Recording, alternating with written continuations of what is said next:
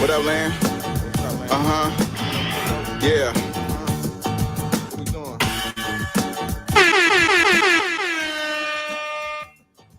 Bearded conversation, homie, tap in. Why you hate? You already know we locked in. The world's greatest. Broadcasting live and they love it, but don't judge it. Good evening, and grand rising to all my overseas brothers and sisters and all my in-state melanated brothers and sisters, man. How everybody doing tonight, man. Welcome to another episode of Bearded Conversation. Today is Toxiq Tuesday. Hey, man, first and foremost, big ups to all my followers, fans, viewers, and subscribers. Big ups to y'all, man.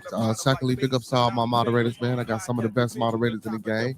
Young boy Maya Bucks, Master Teacher Fox, TLS, Preston McKenzie, and my big bro, Professor Remo, bringing up the real for show. And we can't forget about them queens, man. We got the First Lady, Miss Gigi. We got Miss Star Wars Markers LLC. And last but not least, we got Miss Cece, Craven Carefully. All right, y'all now.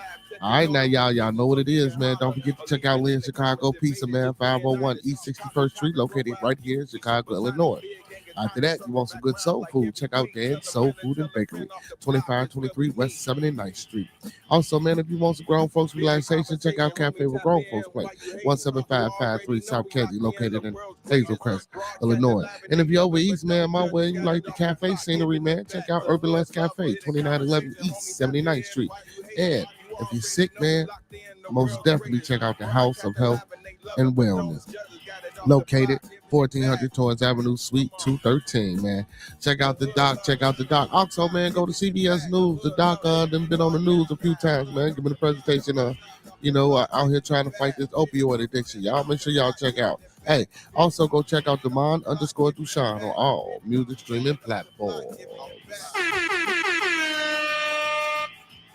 And y'all know how I like to do, man. I like to bring it back to y'all, you know what I'm saying, without any interruption. So, hit it. Yeah, we coming off the block with this one. Yes, sir. Yeah. What up, man? Yeah.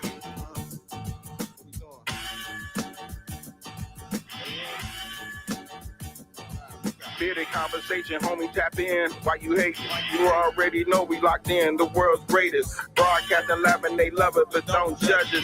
Off the block, giving it back. Bearded conversation, homie, tap in. Why you hating? You already know we locked in. The world's greatest. Broadcasting live and they love it, but don't judge us. Damn. Got it off the block, forming a dynasty from a rock. Laid back in the cut, press play, can't get enough. Yo, let's chop it up in every location. A bearded conversation, opportunity keep knocking like child support payments. Started from the bottom like basements, now we famous. Podcast officials, the topic will probably hit you from a distance like a pistol. Subscribe so you can listen to how we living it. Rolling like a dealership, managing several businesses. T-shirts, podcasts, no, you don't need a membership. Just follow us on YouTube, Knowledge Supreme Infinite. Chicago got a zipping exotic, let's talk about it. Going live, check your notifications so you can holler. Or leave it in the comments, debate it, just being honest. Chicago topics, worldwide views, we supersonic. Big Angus Congress, circle back round like every week. Tell a friend off the block, it's where we meet. Bearded conversation, homie, tap in. Why you hating? You already know we locked in. The world's greatest. Broadcasting live and they love it, but don't judge us. Got it off the block, giving it back to hood lovers. Bearded conversation, homie, tap in. Why you hating? You already know we locked in. The world's greatest. Broadcasting live and they love it, but don't judge us. Got it off the block, giving it back to hood lovers. Come on. The hood lovers. Yo. Block, giving it back. The hood lovers. Broadcasting live. Off the block, giving it back. Bearded conversation off the block, giving it back. Bearded conversation off the block, giving it back. Bearded conversation off the block, giving it back.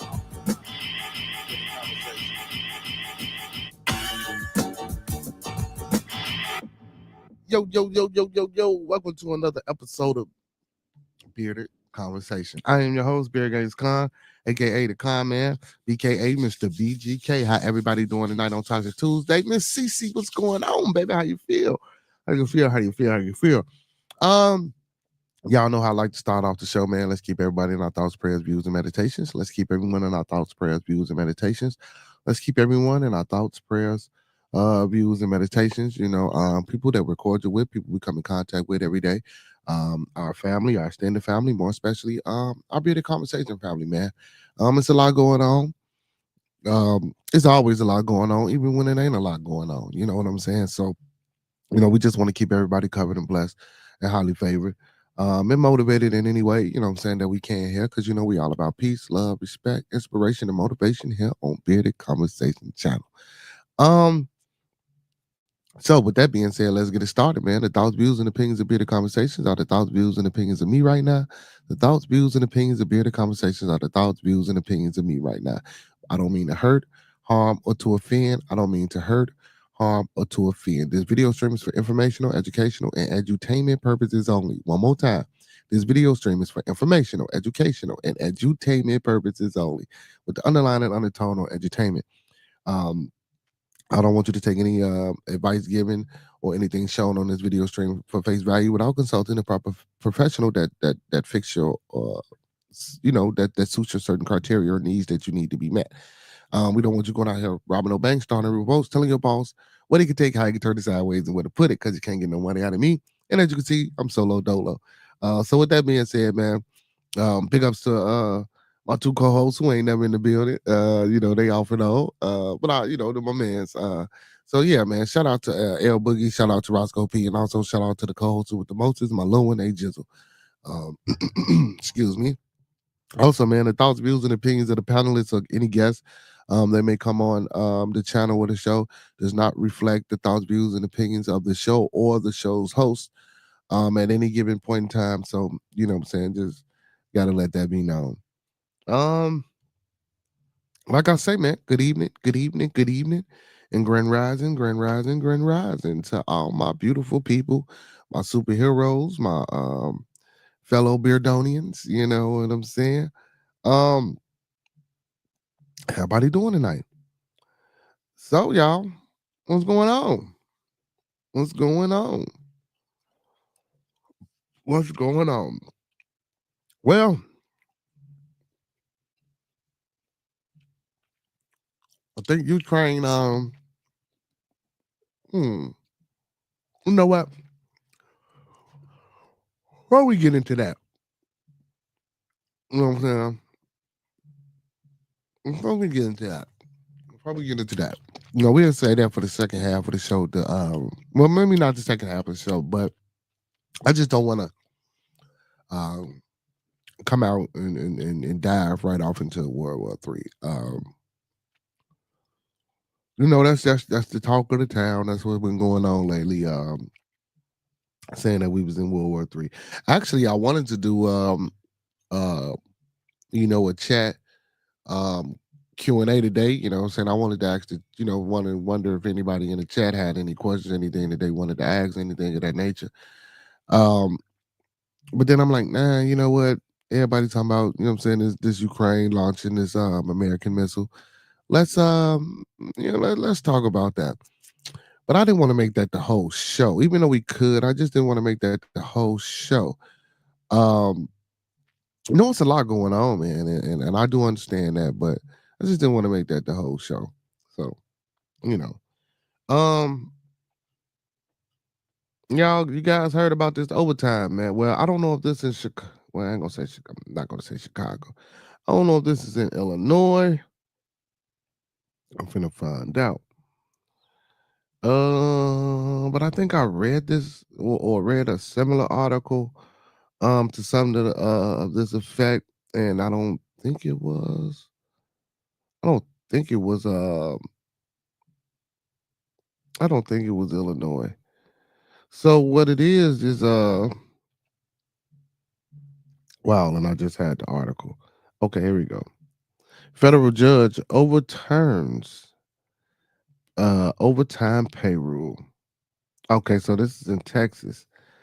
Um, and the reason I like to, update everybody on the things that's going on, excuse me, on the reason I like to update peoples and everybody about the things that's going on, um, you got to understand, just because it ain't here, no mean it's not gonna get here.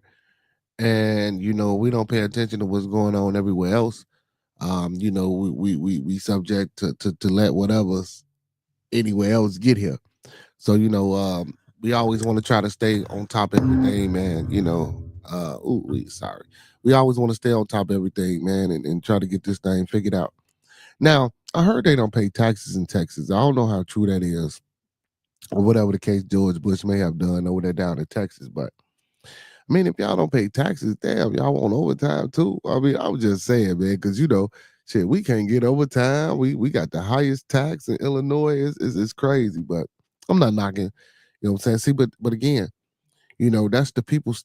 Well, that was the people trying to stand up for their state, and I doubt if they let this shit go through too much, because you got to get paid, man. You got to get paid, and man. If you want this society to go to work, you gotta pay them.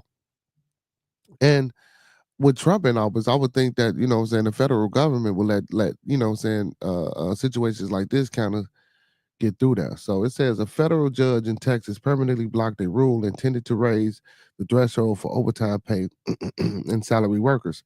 The rule raised the threshold from 684 per week, equivalent to 35,568 dollars per year, to 844 a week, equivalent to $43,888 per year. On July 1st, 2024, the threshold would drop back to the original threshold of 35,000 a year. Like, they playing with people pockets, they playing with people money. It's inflation. Now again, I know it's not listen. So when you go down south, we always hear, well, it's cheaper to live down south. Even I spoke about how 50 Cent bought some land and how he was into it with Hurricane Chris about a festival that he threw. Now we do know the land is cheaper down there. I don't quote me on this, but I believe Texas don't pay no taxes.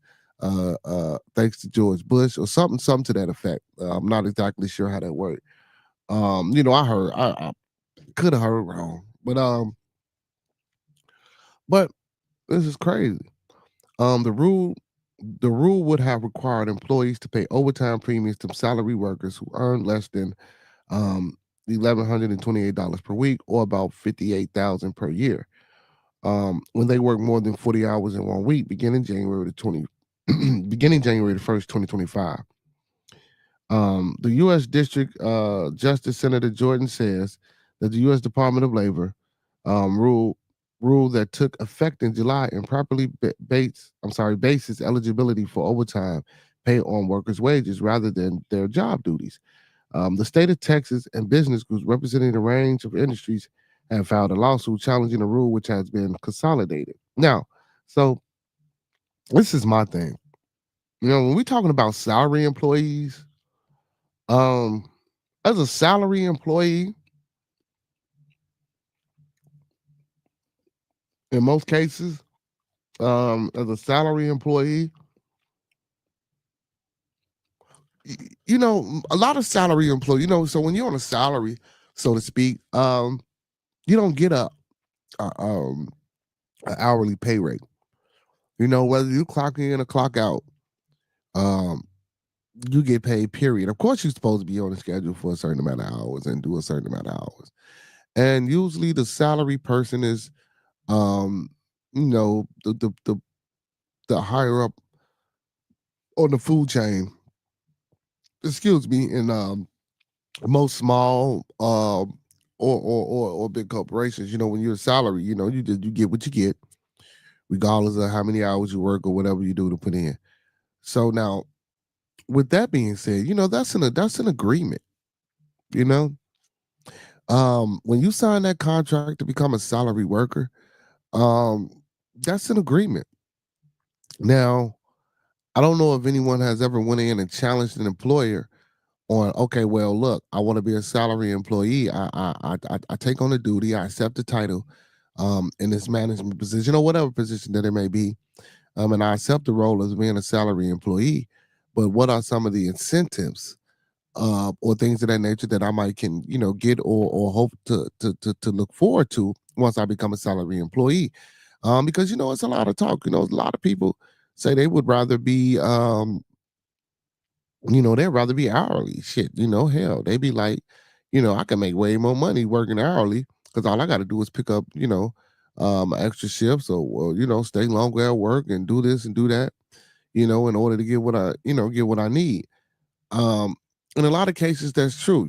I know someone right now who rather be a salary, an hourly employee making almost $30 an hour versus being a salary employee because they can get the overtime and things of that nature.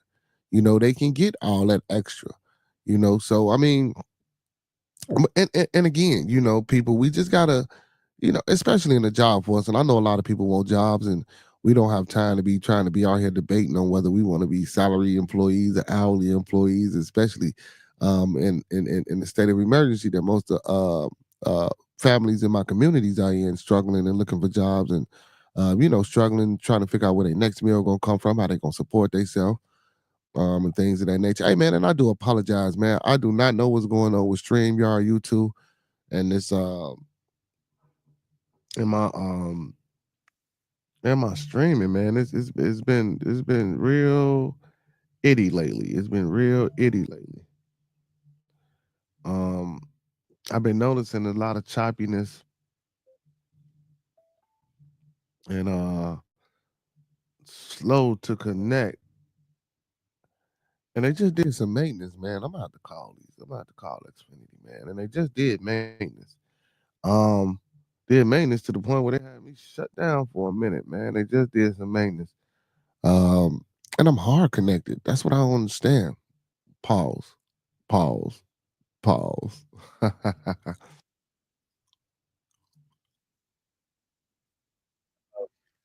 But yeah, man. I don't know if anyone has ever, went to their employer and asked about, say like I say, other incentives that they can get by being a salary worker. And like I was saying, I know someone who rather not be a salary worker, and, because they say they could make more money, as a hourly employee. Oh man. So yeah, that's and I don't think it was Texas last time I read that. I think that might have been another state um that was talking about um overtime as well. See, so again, like I say, the reason I report this is because guess what? It might come down a ladder. You know what I'm saying? And when they get over here,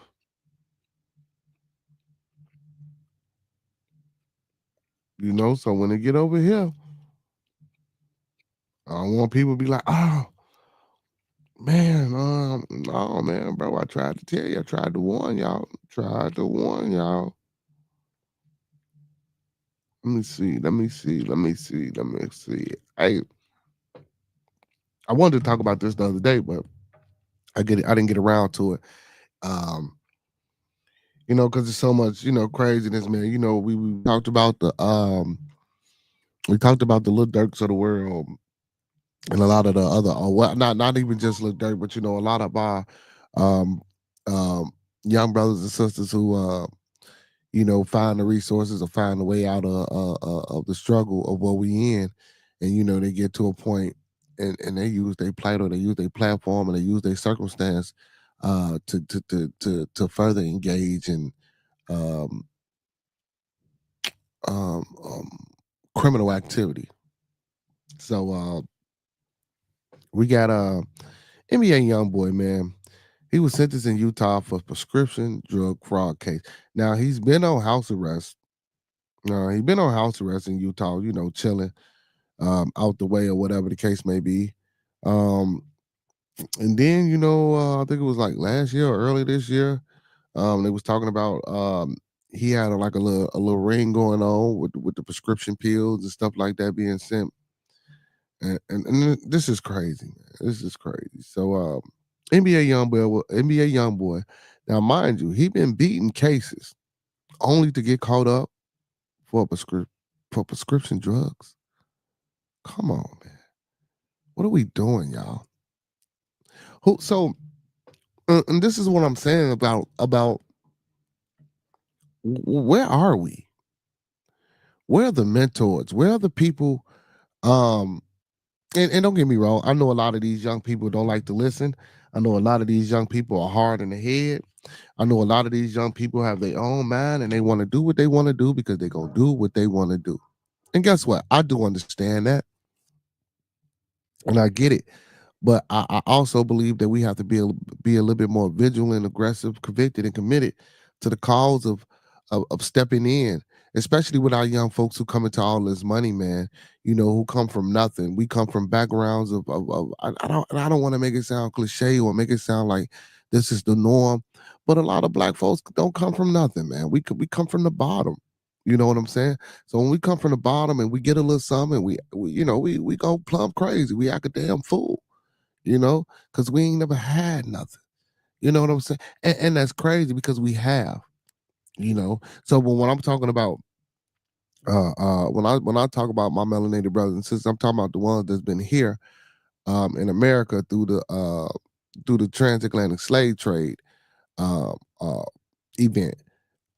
Because you know we got the FBAs and the American Indians, Indigenous, Aboriginal brothers and sisters out here. No knock to them, I love them as well. Who said they always been here? But so that's why I don't want to make the case or say that um, we always been that way and things of that nature because you know I'm pretty sure the people that were here, you know what I'm saying, they look like the rest of my melanated brothers and sisters as well as myself. You know, they were striving, thriving, and doing real good until, you know what I'm saying, outside sources and means came in. And I understand and I get that. But where are we, man?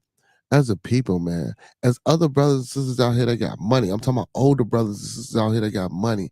You know, bro, Floyd.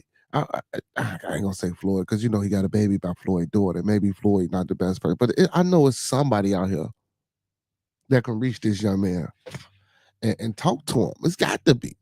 And then again, maybe not. But anyway, NBA young boy will serve time in a federal prison after he accepted a plea deal for his prescription drug fraud case on Monday.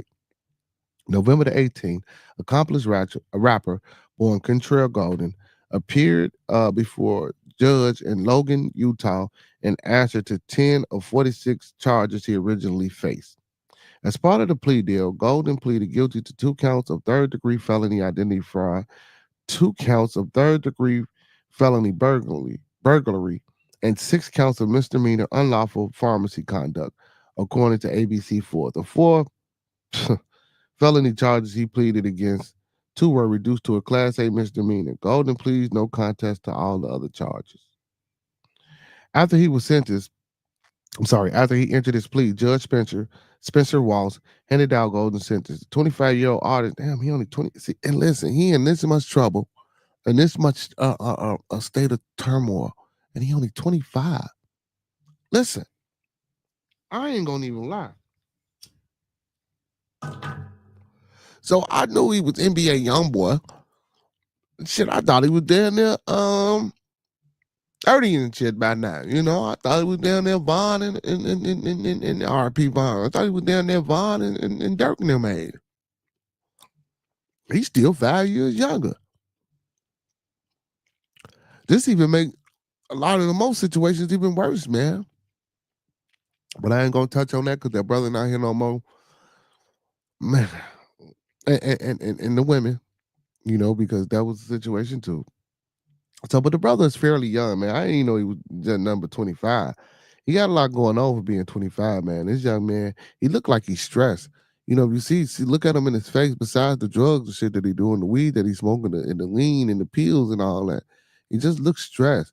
You know, that might be a coping mechanism. All that might be, you know, something that he needs to do to try to take him away. But again, you know, with no mentorship or no guidance or not even wanting to do the right thing or trying to do the right thing. Because again, you know, we always say, in order to do anything, man, it starts with you. You know, you got to want to let you know what I'm saying? You got to be the one to want to let someone in to help you. You got to be the one to accept the mentorship. You got to be the one that listens, you know what I'm saying, to take that constructive criticism and want to change. And also you have to want to change. Um, so the 25-year-old artist avoided additional prison time in Utah. However, he was ordered to serve 25-month sentence he received in September for a separate federal gun case. Once he's released from prison, he will be required to serve 5 years on federal probation. He was also ordered to pay a $25,000 fine. This is somewhat of a unique case where there was multiple jurisdictions involved, both in federal and state systems, said the state prosecutor Ronnie Kelly. This is this is just really a smaller COG in the bigger wheel of ultimately seeking justice. Golden was convicted of running a prescription drug ring out of his Huntsville home while he was on house arrest. As part of the scheme, prosecutors said he allegedly posed as a doctor and scammed pharmacies to illegally obtain prescriptions for promethazine with codeine. That's the lean that they drink, y'all. Police raided his home earlier this year as part of a broader investigation into an alleged operation. During this search, police discovered a Sig Sauer P365 9mm pistol inside the home. Golden was charged with illegally possessing a firearm as a convicted felon. In September, Golden answered to the recent gun possession charge and a 2020 gun possession charge that was transferred to Louisiana from Louisiana to Utah. He pleaded guilty to unlawfully transporting a firearm in both federal cases and received his 20-month sentence as a 27-month sentence as a result. So, and check this shit out. So you out here racking up all these little bullshit, minuscule ass charges, minuscule, you know what I'm saying? They get them compressed to misdemeanor cases and things of that nature. Bro, how many chances you think you deserve? How many chances do you want? You know, we constantly, you know, talk and try to fight against the system and try to change things and you know we try to present a different narrative and positive things to people, our youth, to you know the older people, to you know people Generation X, Generation Z. You know, I ain't big or good with the generation. You know, what's up, Diablo? What's going on, brother? You know, we try, but again, man, like we come on, you 25, bro. You keep getting slapped with these charges, fucking up your record, fucking up your background, bro. So what happens once you can't rap no more? What happens? And listen, I know this is unlikely, but look, but I'm going to tell you something. Just like how you got it, it can get taken away. So we got to stop saying these things are unlikely. Look what's going on with Puff Daddy. Look what going on with a lot of people that got money. You know what I'm saying? You know, we like to say, well, those are one in a million. No, they're not one in a million cases. Especially when you got especially when you're a person of melanin. You know, as easy as it was for you to get it, it's that easy for them to take it away from you. You know what I'm saying? As easy as it is for us to wake up every day and breathe this life and walk outside and go to work and do whatever we do and interact with our family and our children, it's that easy for them to pick you up and come get you and say you did something that you ain't do. And now once you get inside of that jail system, that penal system, that judicial system, it's hard for you to get out. You know what I'm saying? They make it hard for us to get out, you know, and they create segues and they create pathways and shit for us to get up in there and go in there. And we just seem to just keep going that way. Head first, full charge like a damn bull. Full charge like a bull. We just don't care. We just go. You know, we don't think we give less than two hells about the consequences of our actions. Well, we got to stop that, man. We got to stop that. And what's going on with P Diddy, man? They didn't raided the man's cell. I wanted to talk about that too, but you know, I don't know, man. They didn't raided the P Diddy cell, finding notes. You know what I'm saying? I've been seeing that you know he been paying inmates to make phone calls. Man, listen, man, that brother in there having a hard time, a hard time, hard time, hard time. Oh man, he having a hard time. Then, you know, you know, they saying there's a few cases that they saying he beat while he was in there as well. So check this out. So Diddy attorney wants to know how prosecutors got their hands on notes he had inside of his Brooklyn cell. Listen, listen. If he not in that cell by himself or solitary confinement, you know damn well they got somebody sitting up in that cell with that man, watching that man every move. Anything that you know, I also seen something that said, you know, when he fought that the racial case against that liquor company. That's when all this started to happen. Supposedly, allegedly, I don't know how true this is, but allegedly, this liquor company supposedly hired some private investigators, saying to follow Diddy around and watch him and see what he, see the type of things that he was into and stuff like that. Because you got to read these contracts because the fine print of these contracts, if they can prove that the brother um, misled them or the brother was not good for their brand, they wouldn't have to pay him out. So I mean, and I think he won that case against them, but I'm not sure if this particular situation can be tied or could be relevant to that case and overturn the case of that money that he won from that liquor company. Um, but again, a lot of people will say, well, Diddy was fighting, standing up for us, and this, that, and the third. And listen, Diddy was standing up for himself. Diddy was trying to find a way to keep his money flowing and going. That's why he's trying to sell that jet for that 16 little 5. That's why he's trying to sell that house for 61 million. Either he trying to pay them lawyers off or he trying to have some money, what I'm saying, to cuddle up with, if he get handed down a sentence. Um, if I was him, I'd just be asking the lawyer, look, how bad is it? What it look like? Who off the ban? What you can do? Listen, I'm only gonna give you 100,000. If you can't beat or fight this case with this 100,000, I'm sorry for you. You know what I'm saying? I mean, for real, you got to play hardball, man. You know what I'm saying? But they got these high profile lawyers. You know what I'm saying? Hell, they starting price probably $1 million. You know what I'm saying?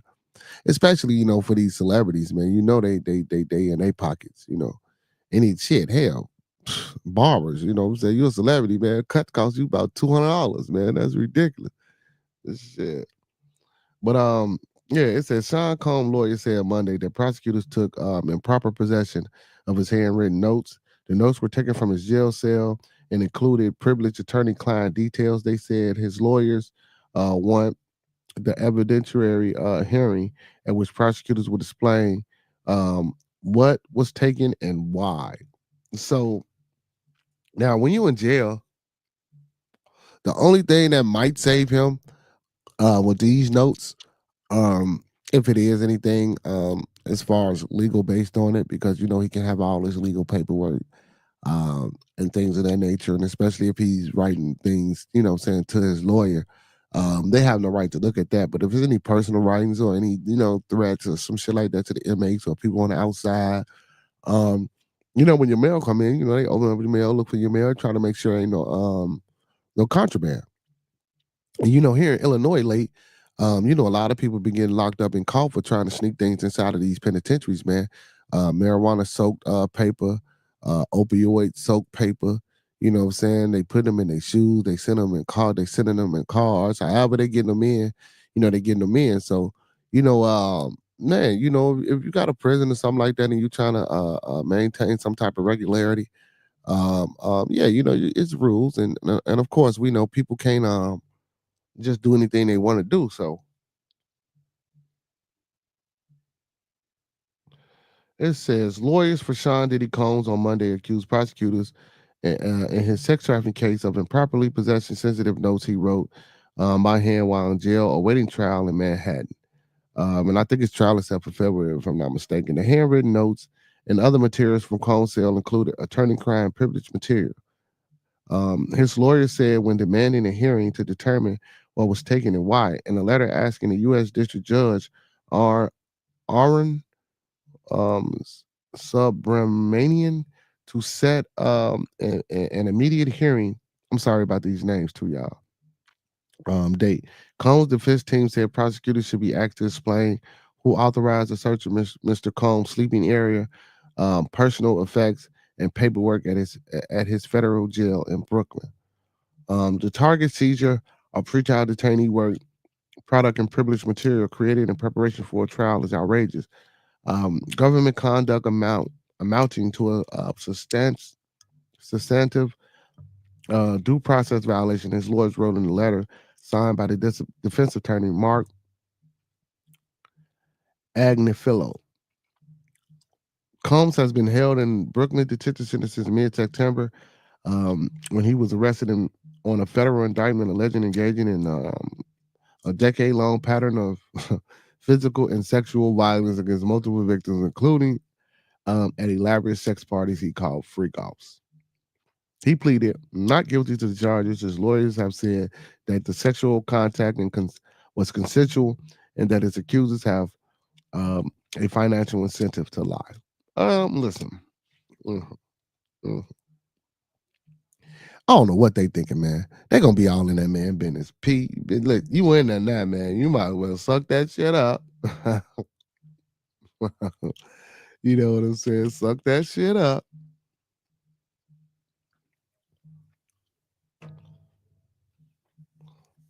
And just, man, take it on the chin, man. You in there. You in there, P. Diddy. You know what I'm saying? So man, that's the thing, man. Hey, y'all, listen. What if Trump pardons the diddler, y'all? Y'all think Trump will pardon the diddler? Diablo, and CC. Y'all think Trump will pardon the diddler? That'll be something. You know what I'm saying? If Trump went out there and pardoned P. Diddy, that'll be something. You know what I'm saying? I could see that happening. Well, I don't even know if I don't think Diddy supported him this time. So I don't know. But I can see that happening. I can see that happening. Check this out, y'all. Illinois man planned to abduct a child from Florida schools and demand a 100K ransom. Wow. Illinois man was arrested in Chicago on Saturday after allegedly planning to abduct a child from a school in Florida, according to a criminal complaint. Devontae Shields, 35 of Danville, is charged with one count of attempted kidnapping. According to prosecutors, Shields intended to kidnap a boy from a Fort Lauderdale school and demand a $100,000 ransom. Shields allegedly outlined his plans to people who were secretly cooperating with law enforcement. Those individuals recorded a conversation in which Shields allegedly stated he intended to get me a little boy from the school. What the hell? Prosecutors said Shields prepared for the alleged crime by purchasing two children's toys and zip ties at a retail store before he planned his trip to Florida. He was arrested at Chicago's Union Station on Saturday while attempting to board an Amtrak train to Miami. Shields remains in federal custody with a preliminary hearing scheduled for November the 5th. If convicted, he could face up to 20 years in federal prison. Like, what the hell is going on in the minds of these people? Why? Why? Mm, mm, mm. Y'all, Dwight Howard trying to fight Shaq. Shaq passed up on it, man. I don't want to see no more celebrity boxing. I do not want to see any more celebrity boxing for a while. Sheffrin, what's up, my boy? What's going on? What's going on? Chef. I do not want to see any celebrity boxing for a while, y'all. We just had the Mike Tyson and Jake Paul fight, man. A lot of people saying that it was set up. A lot of people were saying that it was fixed. Due to the fact that Mike Tyson was in the ring with the person that was promoting the fight. So it was like, and I've been hearing a lot of things kind of sort of like this about how, Mike Tyson was necessarily pulling his punches. Jake Paul was the promoter, so he was in the fight with the promoter. So, it was in the contract that he couldn't do too much. And listen. Even if that was the case, even if that was, again, like I told y'all the other day, he ain't no Shaolin monk. The man ain't no damn Shaolin monk. He's 58 years old. Did anybody look at Mike Tyson? The man had an ulcer problem, which postponed this event. He's 58 years old. His health was not. He wasn't in the best. He looked good, but he wasn't in the best condition. The man got a bad back. If you look at the leg that had the knee brace on, that leg was bigger than the other leg. Like, he had no balance. Listen, y'all, no. I hope sound-minded individuals didn't really think that Tyson was gonna win that fight. We all knew it was for entertainment, man. We all knew it was for entertainment. Man, hit that like button for me, man. Don't forget to like, comment, subscribe, thumb up the video, share the content. The link is in the chat, man. Anybody that want to come on and talk with your boy, man, the link is always in the chat. I will be posting the link in the chat periodically. If anybody want to come on the panel and talk with me about any particular subject that I might be on at that point in time, or if you got something that you want to bring to the conversation or a specific topic that you might want to discuss, you're more than welcome to do so. You're more than welcome to do so. If you just want to stay in the chat, you're more than welcome to do that as well.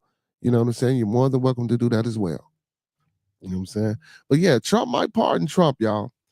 Trump might pardon Trump. But yeah, man. But Tyson, man, y'all, come on, man. Y'all, we should have known Tyson wasn't gonna win that fight. We knew that. Now, and it shocked me though. You know what shocked me is that Tyson actually went to 8 rounds. Even when he was in peak physical condition. So and we gotta realize this too. For the boxing fans and well for people who enjoy boxing or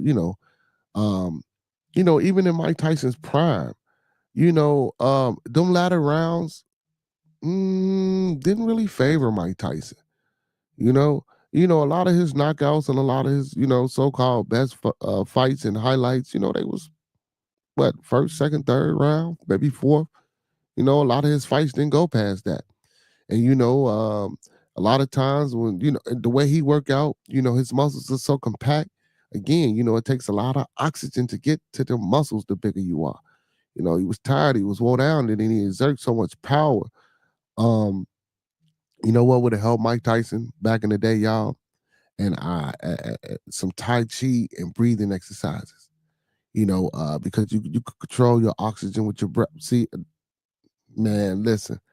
Man, man, we got to get over to that spiritual science as well, man. You know what I'm saying? I know the art of boxing is a science, it's a physical combat. But man, we got to get off into these other things as well, especially athletes, man. Dealing with their cardio and their breathing, especially like the boxers, the wrestlers, football players, when they got more of a mass on them, it takes, longer for that oxygen to get to the surface of the biggest organ on our body, which is our skin. And a lot of times that's why you get tired. It's not necessarily because you're fat and you're out of breath and all that thing. Because I know big people who can run a mile and won't sweat, won't be huffing and puffing. You know what I'm saying? They're in shape. Versus me, shit, I can't even run. We ain't gonna talk about what I can run. But yeah, y'all get the point. Y'all get the picture, man. Let's get on your boy Trump for a minute. Manhattan DA agrees to postpone Trump's sentencing in the hush money case, but opposes dismissal. Now, y'all, I talked about this. A lot of the things that Trump was court cases, federally, also and state, because a lot of federal cases wouldn't be tried until after he became president. So a lot of his lawyers were trying to get a lot of those state charges to be pushed on a federal level to get pushed back but guess what? If he don't get trial by December the 13th, he gonna take office and he gonna dismiss all that. And I wouldn't be surprised if he come up with another justice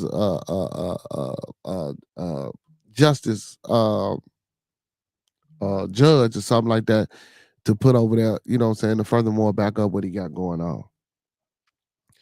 on. So it says Manhattan District Attorney's Office Tuesday said it would agree to postpone Donald Trump's sentencing in the hush money cases to give prosecutors time to litigate the president's elect expected motion to dismiss the case. In a letter to Judge Juan Merkin, the district attorney's office also acknowledged that Trump is not likely to be sentenced until after the end of the defendant's up-and-coming presidential term.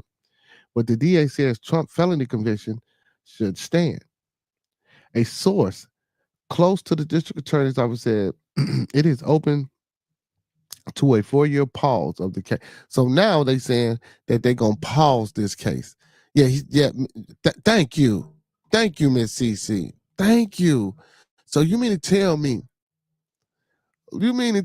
so they going to pause this man case for 4 years and let him do his presidential She said that's crazy to postpone it for 4 years, man.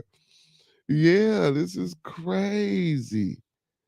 So the developments cap a historic and unprecedented turnaround for Trump's legal and political fate. 1 year ago, Trump was facing four separate indictments. Now, as he prepares to retake the White House, um, the strategy of lawyers to try to push all of his cases beyond the 2024 election was proved wildly successful. I told y'all, because again, even on them state level and on them state cases, he was trying to get everything pushed on a federal level because the federal judges and things that he had put in play and the people that he had put in office previously, they were going to grant him that to push all his cases past, after his inauguration. So once he become inaugurated, guess what he's going to do? Wipe all that shit off. Come on, man. Come on, man. Who didn't know that? But I can't say I'm surprised. Of course, this is happening. And like you said, once he get in office, he's going to have it dissolved. Of course, he's going to eradicate all that, Miss Cecily. We know that. We know that. It says with the two federal cases about to wound down, the Georgia state case long dormant and the New York case poised to end indefinitely without a sentence.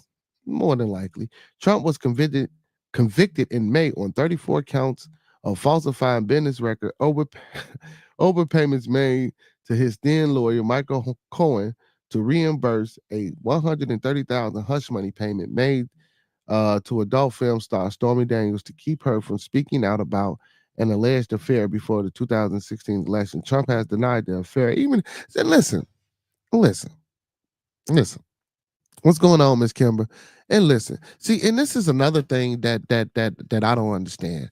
Even when it happened to Bill Clinton, um, there might be some laws, or it might be, some unwritten rules about and then again, it may be not, because even in the lower levels, if you're a supervisor at a job, you shouldn't be messing with the employees. They say and things of that nature because it can be a conflict of interest.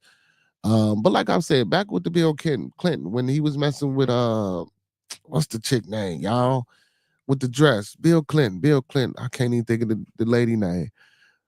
But like when he was talking about he didn't have sexual relations with that woman and things of this nature. Like, look, so even if Trump did have an affair with Stormy Daniels, what I want to know is, why is that even important? Why would that even affect the way the people want to vote? Monica Lewinsky, thank you, Miss Cece. What? All I needed was the first name. But what would be the effects of Stormy Daniels coming out telling the public that he had an affair with her? I mean, hell, as men, as we can see, because men still voted for Trump, as men, like, we're gonna celebrate that. I'm not listen. I'm keeping it 100, keeping it 1,000, as we say. I'm not saying now I'm going to be the one to celebrate that. Make sure y'all hit that like button, smash that like button for me too, please, y'all, please smash that like button. I'm not saying I'm going to be the one celebrating that, but we got to think about this. Men are primal and carnal in nature, so when we talking about affairs and men, doing whatever they doing, as a man, you know, shit. If I was to hear, I'm hearing that, I'm like, okay, big up for Trump. You know what I'm saying? But I don't even see how that would even discredit his candidacy. If anything, it would bring him out and make him more it would make him more put him more on a pedestal with men, if anything. You know what I'm saying? I would think, you know. Um so it says in a letter to Merkin, the Manhattan district attorney argued the judge should not dismiss Trump's conviction. No current law establishes that a president's temporary immunity from prosecution requires dismissal of post-trial criminal proceedings that was initiated at the time when he was the defendant was not immune from criminal prosecution, and that is based on an official conduct for which the defendant is also not immune. The district attorney official office wrote. In a statement, Trump spokesperson Stephen Jung called the filing a total and definitive victory for President Trump.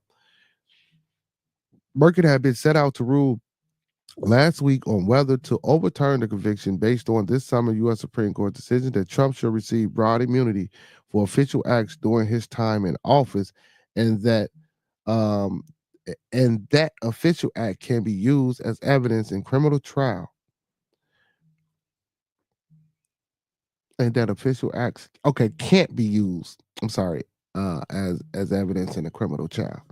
But the district attorney's office acknowledged that the unprecedented circumstances of Trump's election as president and Merkin's ruling was postponed. Trump's lawyer have argued the conviction should be tossed, both because of the presidential immunity decision and because he's about to return to the White House. The stay and dismissal are necessary to avoid unconstitutional impediments to President Trump's ability to govern. Trump attorney Emil Bove wrote in an email exchange with the court and the district attorney's office this month. Trump has picked Bove to fill a high-ranking Justice Department spot in his new administration. Of course, this is what I just said, man. So now, what they saying, people? What they saying is that he doesn't have full immunity, like how how a lot of people mistakenly thought. So what it's just saying is that during the time that he's running for president and during the time if he happens to become president, they're going to suspend the case.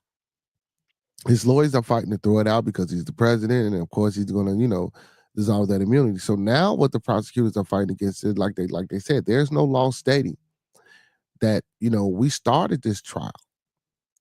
His lawyers had it moved on a federal level, and on a federal level, they postponed this trial. So what they should do is go through with the trial behind closed doors, and maybe not disclose this trial to the public. And I believe they should sentence him. I believe he should be punished. Now, should the punishment be handed down after this presidential election? You know what? For the sake of this, I'm going to say yeah. Let's hand him. But see, and again though, y'all, are we really trying to send Trump to jail? Are we really trying to send Trump to jail? Listen, because if you lock him up and he get anything over 10 years, he's gonna be dead within 4. I mean, if you got to go, well, I don't know. They say federal prison is pretty. They say federal prison is pretty easy out there. I don't know. I haven't been to a federal prison. Don't plan on going and don't want to go. But again, we got to think about it. You know what I'm saying? If we do put him in jail, man, how long is he gonna survive? Some people say they wouldn't give a hell. Some people will say, that ain't fair. But again, but due to the case that he did commit some of these crimes, if it was proven, if he was proven, I'm not gonna say he committed, but if it was proven that he did commit these crimes and he was proven guilty, most definitely I think the brother should be reprimanded. Most definitely I think the brother should be behind bars, no matter the age. Right now, if I was 80 years old and I went out here and shot somebody in the head as a melanated man, you know what they're gonna do? They're gonna come get my ass and they're gonna lock me up, probably put me under the jail, and probably beat me a few times before I get there. You know what I'm saying? So yeah, should he be in jail? But so they're not trying to stop it. Well, I'm not saying they're not trying to stop it. So, but the DA, they trying to, or the prosecutors, they trying to fight for um resubmitting or bringing back up these charges in these cases as soon as his 4-year terms is over with. And as soon as his 4-year terms is over with, they're gonna lock him up. So, but or try to try him or whatever. What I think they should do, I think they should do it while he's president. They should go to court while he's president. Because if you wait till these 4 years to go to court while he's president, ain't no telling if he gonna get up out of here. Ain't no telling, the type of information and evidence and things he can amass and bring up. You know what I'm saying? Or laws he could probably change during that time, or whatever the case may be. So again, I believe he should be tried as president while he's the president. Now, we didn't elected him. So now, but if he's gonna be tried as president now, are we going to impeach him? See, it's a lot to go with that. It's a lot to go with that. And I'm not in the political world. I don't know how to get down. I don't know what they're gonna do, but I'm pretty sure it's a lot to go with that. And I mean, for me, it's really an open and shut case. I really don't think it should be that. It should be that. You know what I'm saying? Big of a deal. And man, and but that's Trump, man. Big up to Trump. Big up to Trump, man. He doing his thing. Also, man, lately here in Chicago, man, Our mayor has been getting drugged through the water. Um, for the lack of protection for our people. You know what I'm saying? Lack of protection for our people. Um, the migrant crisis, the unemployment crisis, the homeless crisis, and a lot of other things that we got going on in Chicago, Illinois. It's still a good place to be, still a good place to come. If you're a tourist, you know what I'm saying? I encourage ones to come to the city. We love our city. Big ups to our city. Ain't that right, Miss Felicia? You know what I'm saying? Diablo. We love our city. Um, but yeah, but the mayor, man, you know, he been going through the ringer lately, man. I tried to get down to this last council meeting. I wanted to go and try to film on my phone, but I wasn't able to make it. But yeah, man, they down there getting in them, talking crazy to them, talking about we gonna support the Republicans and we gonna get him and Priska and any other blue person about it here. You know what I'm saying? We got some people down there at the city hall, man, talking good, but again, we got to see. And guess what? A lot of those people, not all of them, but a lot of those people are older people. I was watching Anton Daniels today. I don't really like and care for him. So I mean, big up to the brother. I respect his platform. I respect his plight. I respect his opinions. I don't necessarily agree or like some of the things that he say. And I'm pretty sure a lot of y'all probably don't like what I say. Hell, I'm gonna keep saying what I'm gonna say, and I know he's gonna keep saying what he's gonna say. I know he a good brother. I just, some things, you just don't agree with. Um, and watching some things on this show, and some of the guests were saying that people are old and stuck in their ways, and they've been used to certain things for so many times. I mean, for so long. I mean that they're not used to change, and when change comes, is kind of different. But Chicago has always been known as a criminal city. Not.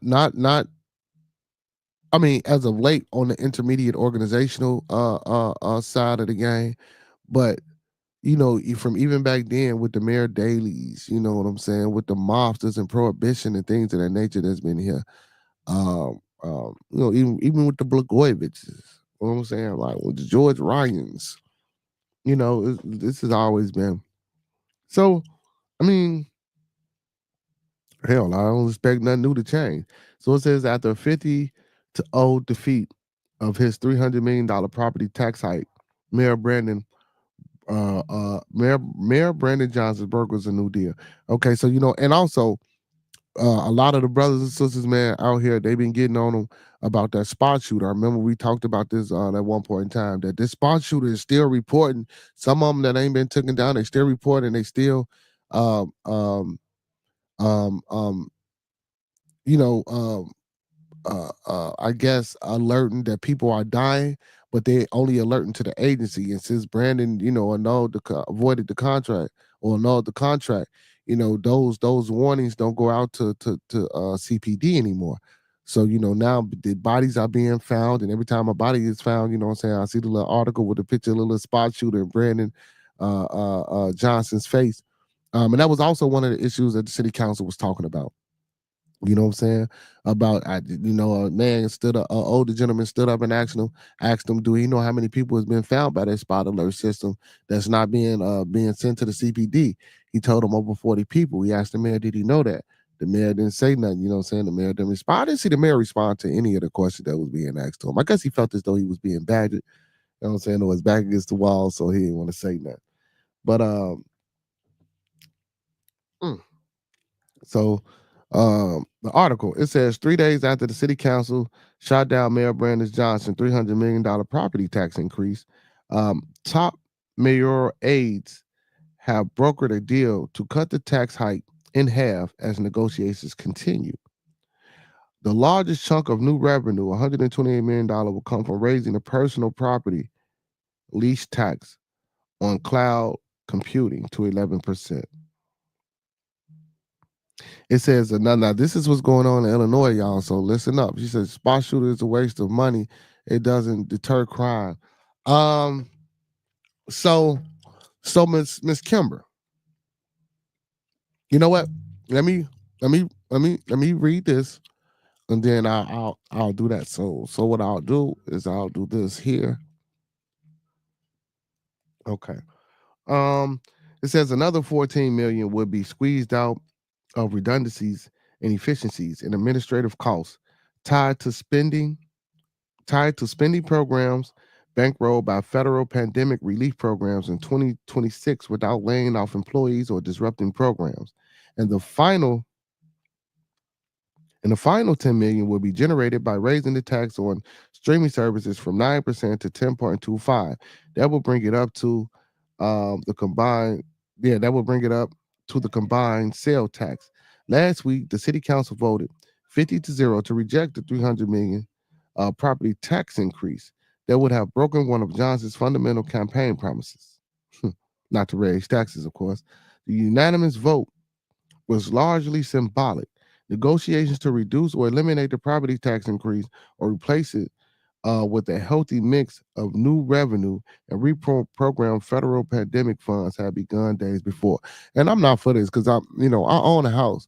So no, I don't want no damn property tax increase. I definitely don't want that. If that's the case, go up north, man, where them properties and them houses that's so damn close together and that look like shit and that look so historical. But when you go inside of them, they beautiful. I ain't gonna lie. But go raise their property tax. Go up the go you go to Evanston and Skokie and raise their property tax. Go to Naperville, raise them $1 million home property tax. Stay away from the fucking hoods and the ghettos where the regular folks at who barely make 20 fucking $1,000 a year, struggling. You know what I'm saying? Or first time home buyers, who didn't have this in a budget.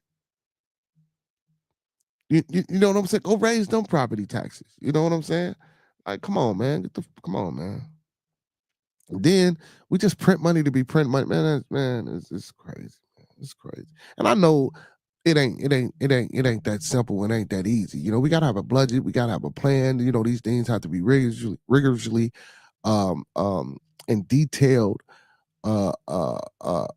detailedly researched and then brought before a development team and another research team and put on his desk, and then he has to go. So it's a process, and we got to do the math and years and I get it, I get it. But go raise their taxes. Leave us alone. You know what I'm saying? Raise your own taxes. Matter of fact, suspend your salary that you getting and get that up for some people tax money. You ain't gonna do that. I might be talking crazy. It says, but it was perhaps the strongest sign yet that Johnson's anemic public approval ratings have emboldened, the council to seize control over all important budget process and stop taking its marching orders from the mayor's office by brokering a package that cuts the 300 million increase in half. Johnson is attempting to regain control over the 2025 budget. The mayor is driving the bus. He's the executive whose team convened all of those meetings, whose teams put together all of the revenue proposals. It was the mayor and a bunch of hardworking alders who made this possible, a Johnson ally said. But that begs the question: if the wildly unpopular property tax increase could be cut in half could be cut in half that quickly, how much lower could it go? Alderman Anthony Beal of the Ninth Ward, who spearheaded the call for last week's special meeting, said top mayoral aides still have not talked to me or any other of the 14 people who signed onto the letter calling the special meeting. Beal was not satisfied with the 150 million tax cut. They're looking for revenue instead of looking for fat and efficiency, Beal said Sunday night. If they could cut the 300 million increase in half miraculously in a couple of days, it means that they're still trying to hoodwink the people of Chicago instead of making the spending cuts needed to put the city back on track. Southwest Side Alderman Marty Quinn of the 13th Ward predicted that it would be very difficult for Johnson to get 26 votes for any property tax increase, let alone 150 million. I really believe you have to demonstrate to Chicago taxpayer that there are real reforms freezing salaries, freezing new employees. That's what Chicagoans want to hear. You got to tighten it up a bit, Quinn said. There's no way Chicagoans would be for $150 million property tax increase. It's not big enough. It's not a big enough difference. Even Alderman Pat Dowell of the Third Ward, Johnson's handpicked finance committee chair, was not satisfied with cutting the property tax increase in half. I think we can go deeper, Dow said. She said she has given the mayor office a lot of suggestions on ways to cut spending and has not yet heard back on whether those ideas can be implemented. $150 million is not satisfactory to me. $150 million property tax increase is not something that I can support. Other Johnson's allies will only say the negotiations continue and that the $150 million has been cut so far and that the mayor's office would be presenting this if it wasn't a consensus package capable of attracting the 26 vote need for passage. Ain't nobody voting for that. Let's get Mayor Johnson up out of here. Now, Miss Kimber, to you. You said spot shooters is a waste of money. It doesn't deter crime.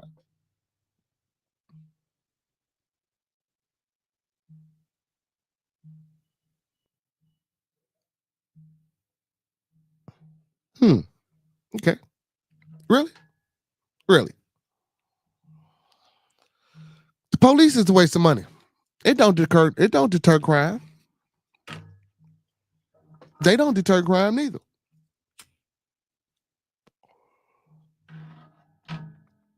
I'm not saying this to be combative or to go back and forth or to knock your comment.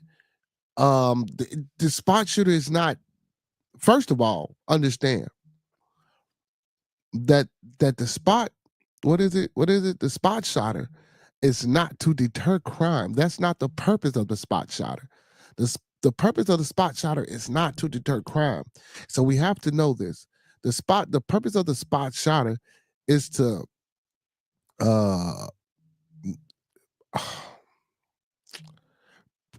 so from sound, it can predict the area or the range where the gun may come from, what kind of gun it was, and it alerts the police to to the areas where gunshot may have been. That way, when the police get there, if it have been some type of violence or crime, it could probably save a life quicker than just us not having a contract with them and somebody dead in the middle of the damn street. You know what I'm saying? Whereas if that alert would have been sent to the police about gunshots being fired, even if the police don't respond until an hour later, like they usually do in our communities, I'm just saying this is from my own personal experiences because I have called the police my damn self, and it takes them forever to get here. And then when they get here, they say they can't do nothing about your situation. You know what I'm saying? Now, I'm not saying let's defund the police, but I think it need to be it's got to be a better way of fucking policing. Excuse my French, I mean English. It's got to be a better way of policing. Ain't no way in the hell I call the police because I'd have been accosted or I'm a victim of a crime. First, it takes them 30 to 45 minutes, then they're an hour to get here. And then when they get here, they tell me that they can't do nothing because I don't have this person's birthday or name or know where they live or anything like that. But I just described the person and I'm telling you what a person is right now, and you refuse to go get the person, but then they telling me that this is how the law works. This is again, that people, we have to come together as a people, man. Hey, man, hashtag USPAP, man. Shout out to USPAP, United States Pan African Political Melanated Party, man. We need to get in tune. We need to do what the Moors do, man. You know what I'm saying? I don't rock with them brothers like that, but they be having them civil law classes, man. We need to start getting together, man, putting money together and go renting out spaces, man, and bringing books. Or a matter of fact, you know what we can do? That's free and we ain't got to do none of that. Everybody, man, that's on this panel, man. But I know a lot of us ain't in Chicago. Well, hell, go to a library, man. Get some books. Let's come back and get a webinar going. And let's start reading out these books so we can learn these laws. You know what I'm saying? So we can learn these damn laws that they putting out here on us. They change every day. You know what I'm saying? They put new things out here every day that we don't know nothing about. Then we get out here in these streets, then we hoop and hollering, we act a fool, and we be wrong. I mean, we be right, but we be wrong according to their law. But spot shotter again, it's not a waste of money, man. I do think spot shotter um can help save people in that way as far as response time. Now I know I just said police response, don't get, but again, hell, maybe it took me 2 hours to bleed out. The police respond in an hour. You know what I'm saying? But without that spot shotter alerting the police to respond in that hour, I'm dead. You know what I'm saying, Miss Kimber? So I don't think it was necessarily made to deter crime, because hell, the police don't deter crime. Jail don't deter crime. You know what I'm saying? So none of these things that we put in play in our system to govern and rule us deter crime. None of them. They might slow it down. You know what I'm saying? It might reavert a motherfucker or something like that, and cameras. Cameras, video cameras. Listen, video camera. I just take the video. A bunch of little guys went inside of a mall, straight to the jewelry store, which was right by the exit. They had sledgehammers and hammers busting the glass, trying to get the stuff up out of that. And some of the glass was bulletproof. They couldn't even get nothing, y'all. And trying to snatch and grab. They had masks on. They was in a public mall. They was in a public mall with people pulling out their phones, filming them. And the malls and the cameras worked, Miss Kimber. And guess what? It didn't deter those 6 little motherfuckers from going in that mall trying to steal. So what deters crime? What does deter crime? Listen, if you're gonna do something, you're gonna do it regardless of what's around you. Trust me, I know. And 9 times out of 10, a lot of people ain't even thinking that deep about trying to really look for the things that could be possible crime deterrents, such as spot shotters, such as camera, people. You can get robbed in the public. I done seen people get robbed on a train in front of 30 people. Guess what they did? Watched. Nobody said nothing, including myself.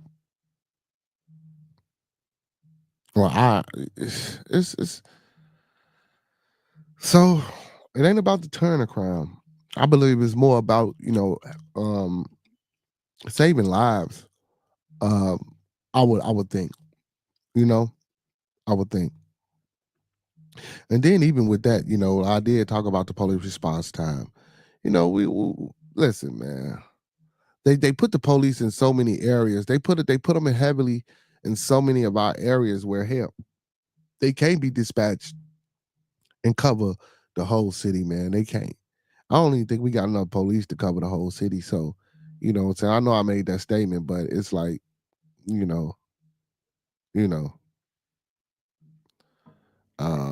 says, what data did the mayor go off of to determine this service is not useful? He didn't go off any data. He just voided the contract. He just didn't pick back up the contract due to the budget, Miss Kimber. He didn't want to pick up the contract due to this budget. I believe the brother was trying to pocket some money. You know what I'm saying? Because we get a certain amount of funds, allocated to the state to do certain things for the state, and that spot shotter, just like our what they call them things, the meters. Like, we don't have any meters anymore. We got them pay boxes, which is owned by a private organization, and they just break Illinois off a piece of the money. You know what I'm saying? That's all they do. Daily been sold our parking meters to a private institution. So as long as that private institution breaks us off, well, I think it's like 12% or something like that of the revenue, shit, Illinois fine with it, as long as they getting money. And that money is probably going or funneled into an account that's only given to certain people. Listen, this is just me. This is my speculation. This is my thoughts, views, and opinion. So, you know what I'm saying? I don't want nobody going out here saying that I said that the government, out here doing anything, what I'm saying, or the states out here doing whatever they are doing whatever they want to do. But yeah. But I wasn't no data, man. He just didn't want to pick back up the contract because he said it wasn't in the budget. You know what I'm saying? Hell, well, we know. Guess what? We know the school system ain't in the budget neither. Shit. Hell, they trying to get rid of Perry. Man, listen, man, it's who. Like she say, see something, say something. Most definitely. That will most definitely, you know what I'm saying? Listen. So listen. And you know what? That's so I like that. I like that comment there. But you know, Miss CC, that's not something that's gonna happen in our community. That's not something that's gonna go on. We should be our own spot shotters. You know what I'm saying? Basically, that's what this comment is saying. This comment here is saying we should be our own for spot shotters. If you see something, you should say something. You know, we always talk about the shit that go on in our communities, in our neighborhood, with our children, with the youth, with other motherfuckers hanging around, or whoever they may be. But you know, and you do get the old people, some old people that call the police and get out here, and you get some of the young folks that you know who out the bam, and not all of them just standing out there bad. Some of them are very respectable, and then you know, 75 to 80%, you know, ain't shit. You know, but still in all, we not gonna see nothing. We gonna see everything and say nothing. You know what I'm saying? She said, she said, I'm just playing with you. I'll be mad at my damn business too. But yeah, but you know, like I said, when I seen the incident on the train, you know, I didn't initially say nothing my damn self, you know. More or less was in shock. Maybe the reason I didn't say nothing right away, you know, more or less is in shock. But I do try to get involved now with with certain things that I see. Because you never can be too careful, you never can be too sure about, you know what I'm saying, certain situations. Um Now, anonymously, you know what I'm saying, if you only report or come at the person afterwards and say, well, I seen the whole thing, I'll come to court for you, I identify, I help you, whatever. You know, people don't even do that. Even doing that after the fact, if you don't say nothing when it's initially happening to a person, if you're standing there, you know, just to come to a person and comfort. We don't even comfort people. We just look and be like, damn, that's fucked up, and we keep it moving, go about our business, you know. See, and we so scared of something get done, you know what I'm saying? That's why we mind our business. Well, shit, that don't concern me. That ain't got nothing to do with me. I don't want them coming back robbing me and shooting me and doing nothing to me. You know what I'm saying? See, and we say this shit until it starts happening to your sons, to your daughters, to your mom, to your father, to your aunties, to your uncles, to your cousins. And guess what? It happens to them. We might not know about it. But then once you hear about it, you know about it, now it's a big ass major problem. It's been a problem. You know what I'm saying? It's been a problem. You know, I just read an article about a young lady, man, who got identified by her principal. She did 2 robberies on the CTA red line here in Chicago. And she got identified by her principal. You know what I'm saying? The principal of the school identified, and this was a young lady. This wasn't a man. These wasn't no boys, y'all. This was a young lady. Now, I don't know if she was with any young men or whatever the case may be, but yeah, this was a young lady. Hmm. It's ridiculous, man. This is ridiculous. It's crazy, man. It's crazy. Man, check on your peoples. It was a car crash on 77 in Vincennes. If you're in the city, man, check on your peoples. Check on your peoples. This might be some good news. Marijuana is a Trumpian world. It says they're gonna let me read it without pop-ups. Let me see. I ain't gonna go off into it because now I want to get into the meat of my what you call it. It says state legal cannabis is probably too far along to be affected by federal status on plant that's still in question. Let's see what Donald Trump trying to do. It's a dear stoner. Will Donald Trump or Project 2020? I'm sorry, Project 2025 come after my weed once he becomes president. I live in a state that just legalized, and I like to say that and I like it to stay that way. By the way, okay. So, dear Walt, state legal cannabis is probably too far along for Trump or prohibit prohibitionists. I'm sorry, who support him to bottle it back up. but the federal status of the plant was in question no matter who won the election, especially if the DEA rescheduling hearing looming. Project 2025 may want to set this country backwards in a lot of ways, but there is no mention of cannabis legalization. Still, the organization behind Project 2025, the Heritage Foundation, has been staunchly against legal pot since like forever, and Trump has had a flip-flop attitude towards cannabis. Sure, his most recent comments indicated that he was open to legal or decriminalizing cannabis, but excuse me, he said the opposite in the past, even calling out Colorado's decision to legalize in 2015. I don't think you have much to worry about as a legal dispensary shopper, but this was a president who chose Jeff Sessions as his attorney general last time around, so nothing is out of the question. So basically, we had a guy, man, that wanted to know, or we had some people that wanted to know um, if if Trump was gonna kill it. Um, I don't think so. I don't think so. I don't think so. She says I wouldn't get involved at the scene. I have to get to safety and make an anonymous report. People are crazy. Yeah, yeah, most definitely, most definitely. She said, yes, yes, yes. Leave my medication alone, Mr. Trump. Most definitely, man. Hey, man, Trump is just listen, man. I want to get to the meat of what I want, but Trump is just killing me. So Trump picks Dr. Oz to be his CMS administrator. Presidential-elect has chosen Mehmet Oz. Why he didn't give him RFK position? That's who. Anyway, let me. Mehmet Oz, the celebrity physician and TV personality known as Dr. Oz, to be the administrator of the Centers. Okay, for Medicare. Okay. I'm sorry. Okay. To be the administrator of the Centers for Medicare and Medicaid Services.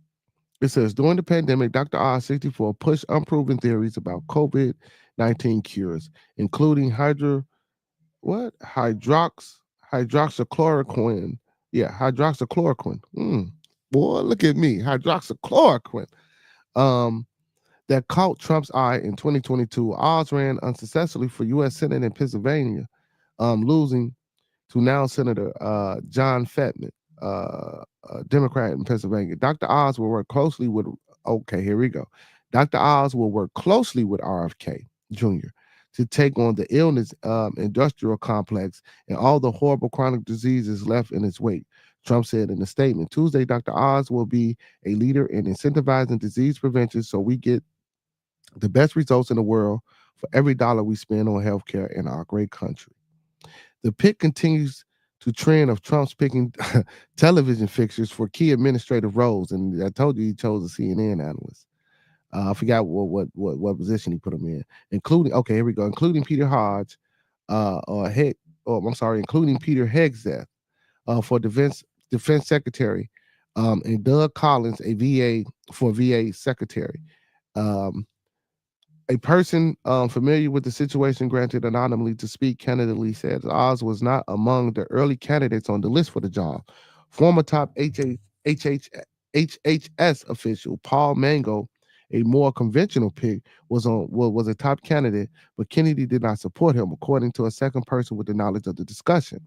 Oz has been a major supporter of Medicare Advantage, the Medicare approved private option that has grown in popularity but has come under intense scrutiny for care denials and alleged overbilling during his Senate campaign. Oz pushed a Medicare Advantage for all plan that would expand the program. Let's see what that'll be about.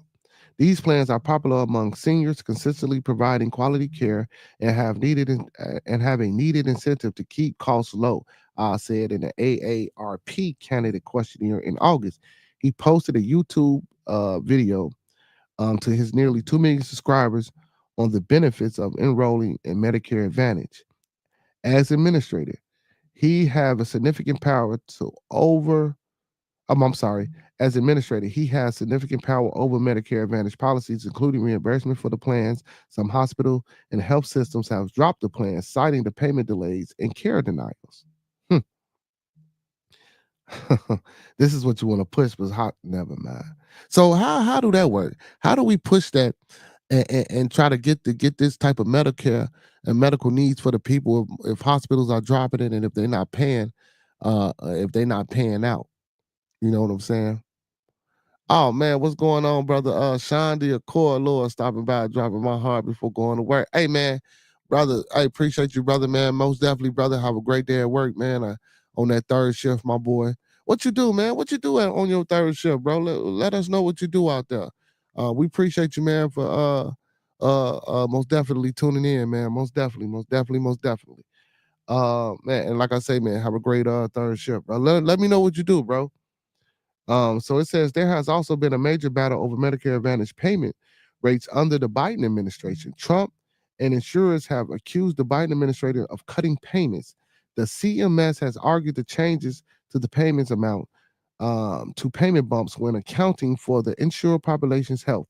It says MA plans have pulled back on their plans offerings this year, citing financial pressures.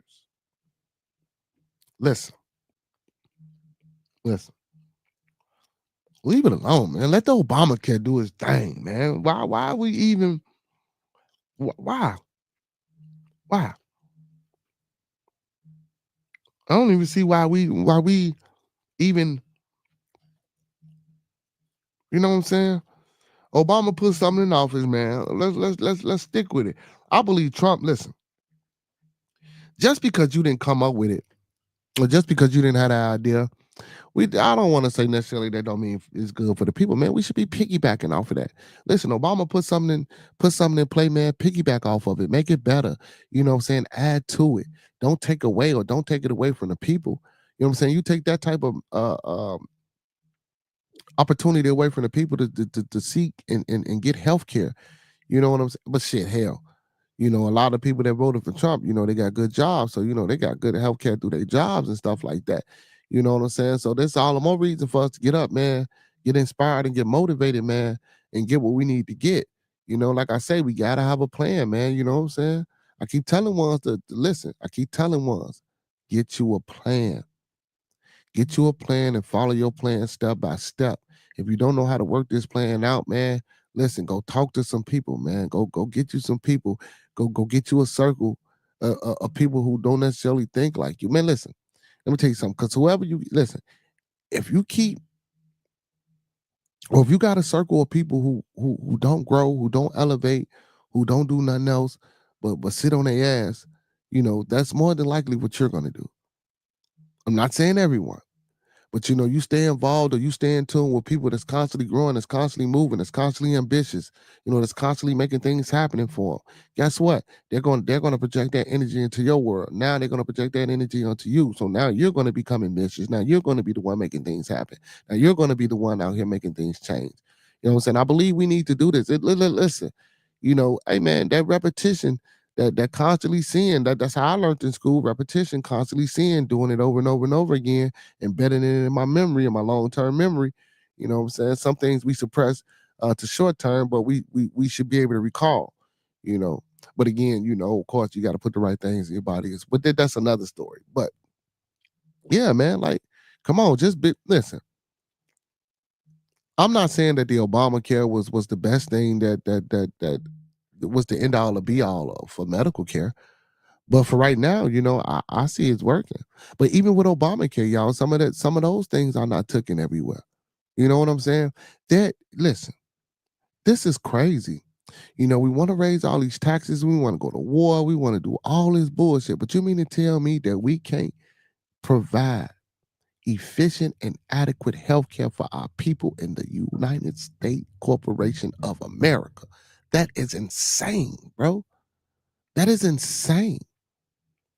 Now we get sick, and then you don't want to provide proper employment. So now you're getting people sick with these things, and now they can't afford the medicine to even get them back. It's a wonder how the hell we got $1 billion pharmaceutical companies. Where's all the money coming from? Shit. Mm-mm.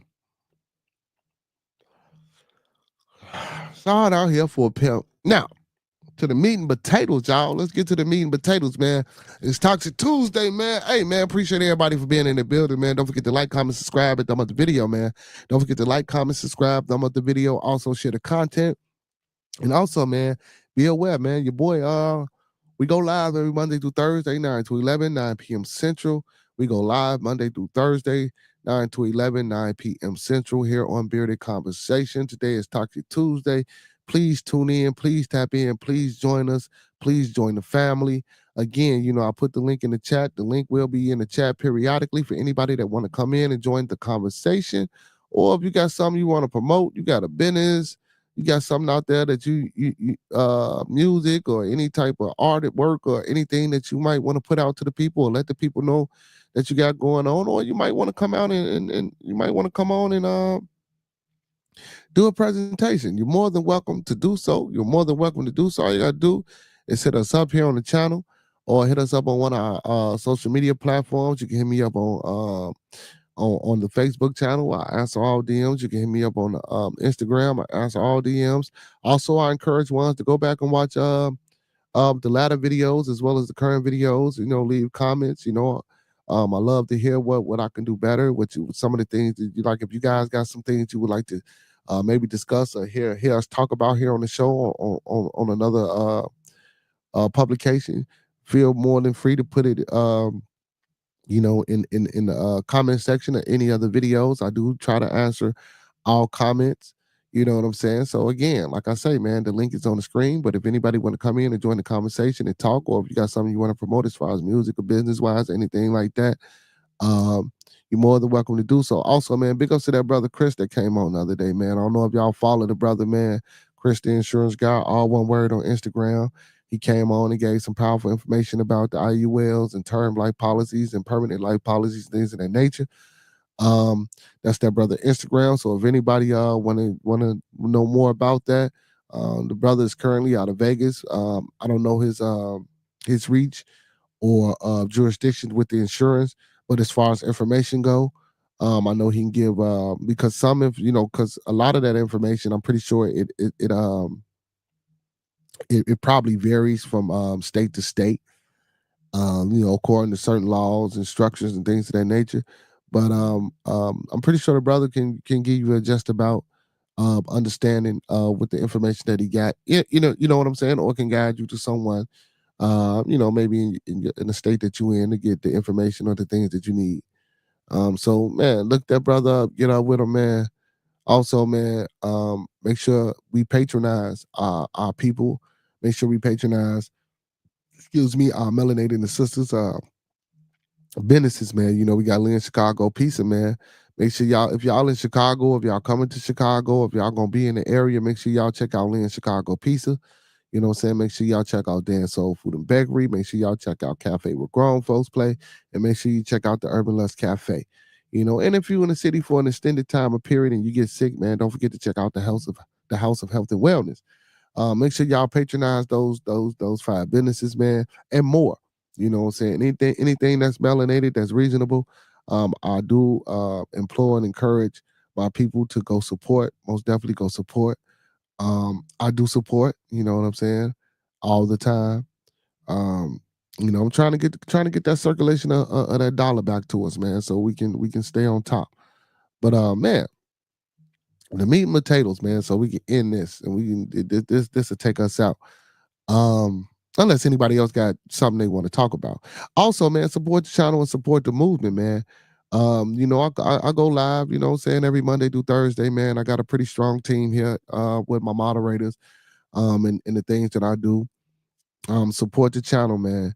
Also, guys, as you know, as I done came on the channel and spoke out to the guys that I will be in this next 4 years be trying to run. Well, will be running for alderman of my ward, the 7th ward in Chicago, Illinois. Um, Also, I have started a youth organization, man, helping building the youth, incorporated non-for-profit. I'm currently looking for, you know what I'm saying, a home for it, a building, a place, a residence for HBY. so we can get started immediately. Well, I'm not going to say immediately, but so we can get started on the building process and doing what we need to do, taking the steps to start getting out here with the youth. I'm already doing it, but I'm saying, I have a facility where I can really teach these classes that I'm offering. For those that don't know, we're trying to offer STEM robotics and STEM classes. STEM, for those that don't know, is science, technology, engineering, and mathematics. Um, we also I'm offering a CDL class for ones who wants to get a drive trucks over the road. You know what I'm saying? We're gonna teach you the class. We're gonna help you get your certificates. Um, as well as transportation to go get the drops and everything that you need, maybe to the Illinois Department of Transportation. When you got to go take your drop, and when you got to go get the physicals and things like of that nature. What I'm saying, we're going to be able to do that. Hopefully, I can provide a truck. I'm trying to get 2 trucks as well.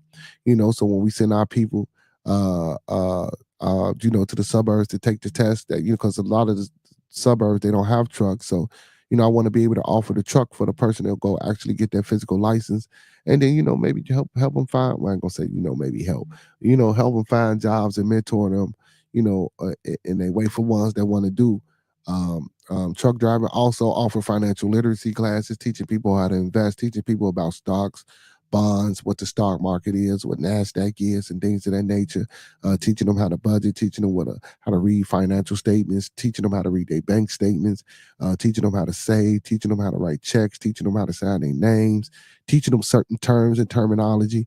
You know what I'm saying? To get our younger generation prepared to create generational wealth. And also, we want to partner with their parents as well, and give their parents financial literacy classes as well, especially with the young kids that we got, these young adults becoming, they athletic scholars, and they getting these NIL deals, and, monitoring the money. We also had a conversation about that, how, you don't have no money, so we flounder our money out.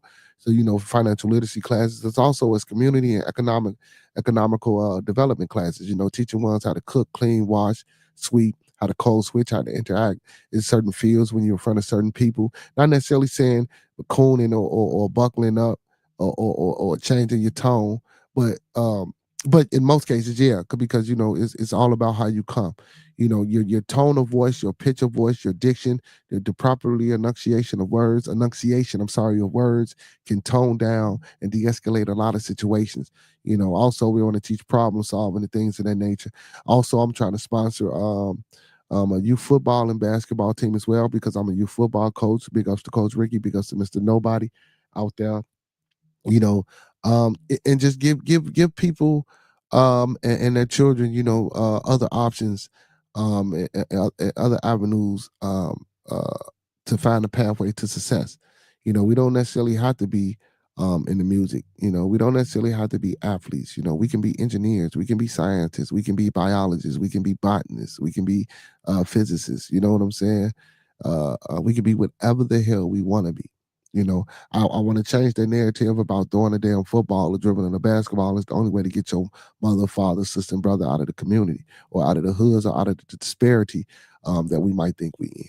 You know what I'm saying? So yeah, so man, please support the channel, support the movement, man. Hit the Cash App, $Bearded Bucks with a Z, Bearded Bucks with a Z. For those in the back that can't hear me, hit that Cash App. That's Bearded Bucks with a Z. If you don't have Cash App, I don't have Venmo yet. I'm getting on it. Um, I'm getting on it. You can hit that PayPal. Um, PayPal /Arthur32 SP at gmail.com. Again, that's PayPal Arthur32 at gmail.com. I have a Zelle. I will be adding a Zelle to that ticker at the bottom. So that way you guys can hit the Zelle. If you want to hit the Zelle, you can hit the Zelle at 312-493-2743. For any monetary donations to the Zelle, you can Zelle to 312-493-2743. Listen, and also, man, I want to say this before we move on. I'm also looking for 25 good people, man, to do some networking and do some business with. Let's get an investment group started. You know what I'm saying? We got Miss Starworth Markets in the building, master teacher. Man, we got some good people here. We got a few connections, we got a few people that we know. All it takes is for us to get up and go and do it. That was one of the reasons why I started to helping building the youth organization. non-for-profit organization. I got up here, I was talking, L Boogie, what I'm saying, kind of um talk me into running for alderman, talk me into, what shit, you the only one really around here in this area that's really trying to make change and that's got a voice and they be talking. What I'm saying? I talk to the old folks, I talk to the young guys, I talk to the thugs, the gang bangers, whoever the fuck it is, man. What I'm saying? I'm out here talking. And I talk the way I talk. Now I know once, and I know I'm gonna have to code switch, but I'm getting the people with me. What I'm saying? The people that I think that can support and help me, what I'm saying, run on the plight that I'm running on. Also, what I'm saying, in Chicago, Illinois, man, on my side of town that I'm on, the east side, I'm trying to bring a grocery store um, um, over here in this area because we are a food desert. What I'm saying? And if I'm able to do that, what I'm saying, I want to partner and work with Miss Starworth, Miss Kimber, what I'm saying, with her produce and maybe, what I'm saying, that we can get the store up and running, and help her get more lots and things of that nature where, she can really mass produce what we need and maybe, get her a farm or something, let's come on, man. Let's get this investment group. Let's get this money together. We can get Miss Kimber a farm, man. She could live her life out on the farm. Well, not maybe she not want to live on the farm, but get her a farm where she can run us a farm. And and we can get these produce shipped. I'm trying to get these trucks, man. We can get these produce, get some what they call them, some tankers on the back of them trucks, man. And we can go out here to the farm. And once the produce and everything is available, man, guess what? Now we got distribution. You know what I'm saying? With the trucks that I get. Send the trucks to our farm. You know what I'm saying? So we pick up the produce, bring the produce back to our stores. You know what I'm saying? We partner with local or other halal fresh meat places where we can get meat and put it inside our stores. And also, get a warehouse to store our things, to store refrigerated things that need to be refrigerated, to store our dry goods. You know what I'm saying? So this is some of the things, some of the plans that I want to bring back to the community that's here on the east side, which I think is more than feasible. You know what I'm saying? A community grocery store, not necessarily a co-op grocery store, but a community grocery store ran by us, employed by us, and things of that nature. So that's what I'm trying to look forward to. So yeah, again, HBY, man. So we looking for support, man. We looking for help for the people. You know what I'm saying? I don't want to make this seem like I'm coming on here, asking and begging and trying to pry something out of the people, man. I know it's a lot going on, and we all have issues and problems and things of that nature. And I know money is funny for everybody, man. Trust me, man. I got a son, man. He trying to go to Florida to play football. Man, like, also, matter of fact, and I ain't even made the page yet. I supposed to make the Double Good Popcorn page, man. I should have pushed that on some of my people, man. My son trying to go to Florida to play football, so what I'm saying, donations for that. And then, after the football thing, he got a Washington trip. That's $1,200. You know what I'm saying, just for him to go to Washington. I don't push my plights on people, man. I work hard. I get up and I do what I do. You know what I'm saying, and I get things done. But this right here, the HBY, this is for us. Those were personal issues. Not saying that I'm trying to get on here, but those, that it's a fundraiser for the football. You know what I'm saying? I'm gonna come out my pocket for Washington. You know what I'm saying? But coming out my pocket for an organization that I'm trying to get help from to help my people, we should be doing this together. And I know it sounds like a campaign of trying to get something out to people. Hell no, man. No. No, no, no, no, no, no, no, no. Even if you can't give up nothing monetary, man, listen, I'm asking for your time, brothers and sisters. That's all I'm asking for. In essence, I'm asking for your time. If you can't give up no monetary, give me your time. And I appreciate ones that come on and tune into the chat. But let me move on, man. So World War III, man. So Ukraine has they sent out 6 missiles earlier today. Russia was able to shoot down 5. And one was able to get through, and then they got some smaller missiles that they sending out. That's got excuse me, they got GPS on them that then tow down the front of a building out there, man, in Russia. And Putin said that if America allows Ukraine to use any nuclear or any, what I'm saying, weapons, then that means that we're at war with the United States of America.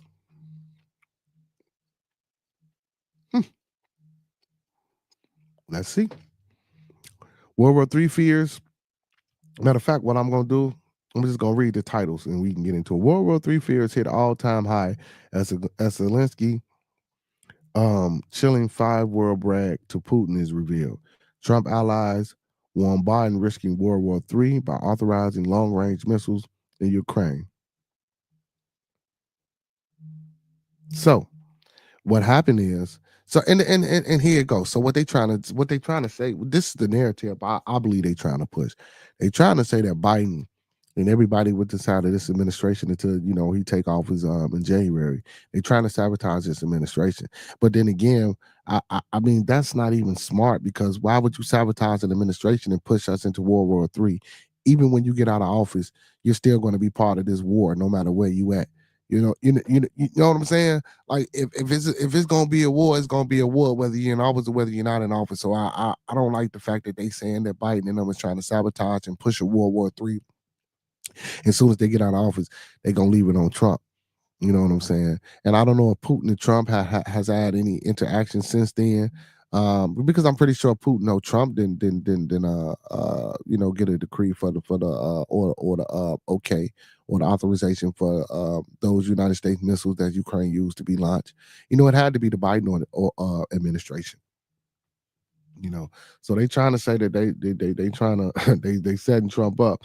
It says Vladimir Putin, top crony Medvedev warns West and NATO World War III is here. Donald Trump accuses Joe Biden of triggering World War III over U.S. long-range missiles in Ukraine. Let's see. Which one we gonna do? Let's do this one. Okay, Dmitry Medvedev issued a strong worded statement condemning a recent U.S. decision allowing Ukraine to launch missiles into Russia's territory. Vladimir Putin's close associate Dmitriev has issued a startling warning about the onset of World War III, asserting that the global conflict has already commenced. Medvedev, who serves as deputy chairman of Russia's Security Council and is one of Putin's most ardent supporters, released a strongly worded statement today. He criticized a recent decision by the U.S. to permit Ukraine to fire missiles into Russia's territory, reports the Mirror UK. Worrying nuclear map shows areas where 75% of the population would die after World War III. Stephen Hawking end of war prediction was supported by NASA. The Biden administration has given the green light for Zelensky to launch American-made missiles into Russia. This move has been denounced as an escalation toward World War III by allies of both Donald Trump and Putin. In his statement, Medvedev took these warnings a step further, proclaiming it's already World War III. In retaliations to the U.S. actions, Putin has enacted a new decree titled The Fundamentals of State Police in the spirit of nuclear deterrence. According to the state-run news agency TASS, this decree eases the condition under which Russia will report. This decree eases the condition under which Russia will respond to attacks with nuclear weapons. The document reportedly states nuclear weapons are extreme measures to protect the sovereignty of the country. Simultaneously, due to the emergence of the new military threats and risks, Russia needed to clarify the parameters that would allow the use of nuclear weapons. Despite arguing that the missiles would not be admitted to make a significant contribution to Ukraine's war effort, Medvedev praised the move and asserted that the new global conflict has already begun. So, and I also heard how Putin was saying that he's going to lower his actual what they call it. He's going to lower the regulations on when and why nuclear weapons in Russia can be used. So basically, it had to be, if they sneeze wrong, he lowering it. Like if they sneeze wrong, if you want to launch it, that's that. See, We don't need all that. World War III fears hit an all-time high as Zelensky chilling 5-word brag to Putin is revealed. The conflict between Ukraine and Russia has just been taken to another level um, as Vladimir Zelensky prepares to strike Vladimir Putin. News.com can reveal, Zelensky said, missiles will speak for themselves. So that's the 5-word brag. Missiles will speak for themselves. After President Joe Biden allowed the president of Ukraine to use missiles to hit inside Russia's territory for the first time. Biden in 2 months will leave the White House and will be replaced by Donald Trump. Gave Ukraine permission for weapons supplied by the United States to be used on Russia, which has led to fears of another world war. Zelensky said on Sunday, there's a lot of talk in the media about us receiving permission for respective actions, but strikes are not carried out with words. Such things are not announced. Missiles will speak for themselves. According to the unnamed United States official, Ukraine plans to kick off its first long-range missile strike in the coming days. It already have. They let 6 of them go. They shot down 5 of them. In September, Putin said he would consider the West direct participants in the war in Ukraine if they were to provide the country with the ability to strike targets inside of Russia. Russia responded over the weekend and said America took a very big step towards beginning of World War III after Biden gave Ukraine the green light. Biden's decisions has met with mixed reviews as Shadow Defense Attorney James Cartledge said it was the right time for permission to be granted to use the weapons, calling the move important. However, others have urged the outgoing president to revisit this idea and believe Biden is not making decisions any longer, and this escalation will only push us closer to a global conflict. Trump's son, Donald Trump Jr., also lashed out on X and raised the military industry complex seems, to want to make sure they got World War III going on before my father has a chance to create peace and save lives. Gotta lock in those trillions. Life be damned, imbeciles. He cried. Anyway, listen. So, do y'all think we in World War III? Y'all think we gonna go to World War III? What y'all think out there? It said Biden doesn't look like he has much time left, honestly. So he might have done this because he's going to bounce to another country in his final days. So even within that, Miss Cece, bouncing to a final country in his last days ain't gonna save him. That's not gonna save him. If this country going to nuclear war, a lot of us ain't gonna survive, baby. We not gonna make it. We not gonna make it at all. If that nuclear war kick off. And you got to understand, like the article probably just, noted that they don't think Biden is the one that's calling the shots no more. He might not be, but I don't think they trying to sabotage it for Trump. Honestly, I don't think that. Could it be possible? We not gonna take nothing for granted. Yeah, it could be possible. But I'm thinking like this, we gotta think, man. We've been giving Ukraine money for how long? Listen, do you think that all we was doing was sending money to Ukraine? Do you think all we were sending was supplies and food and medical shit to Ukraine? No. No. No. No. We were funding Ukraine. But she said he won't be here though, so he doesn't care. Yeah, but even if he ain't here, but you gotta but what you gotta understand is we do have sites so-called that if floods, nuclear war, earthquakes, or any natural disasters, we do have places in the world and on Earth that are the safest places on the planet. Scientifically speaking. We have places on the world, no matter what type of natural disaster happens, you will be in a safe place. Now, I don't know if everybody know those places. You know what I'm saying? But there are places in the world that if a major earthquakes, a fucking volcano, the nuclear, it's places that we can go So, but see, so and the only reason I'm saying this because Miss CC, you got to think about it. Even if he is in another country, you got to think about it. The North Koreans had already sent 10,000 troops over there. Those 10,000 troops, as we know, they're already engaged in battle with the Ukrainians. You know what I'm saying? So you got to think about this. So if he send weapons, then they send weapons. Then we send nuclear strikes. Then Korea send nuclear strikes. So you got to think about this though, because and I'm pretty sure that the powers that be are thinking about this too. Now you think if we go over there now, check this out. So now you say we already know North Korea didn't send 10,000 troops over there to help Russia.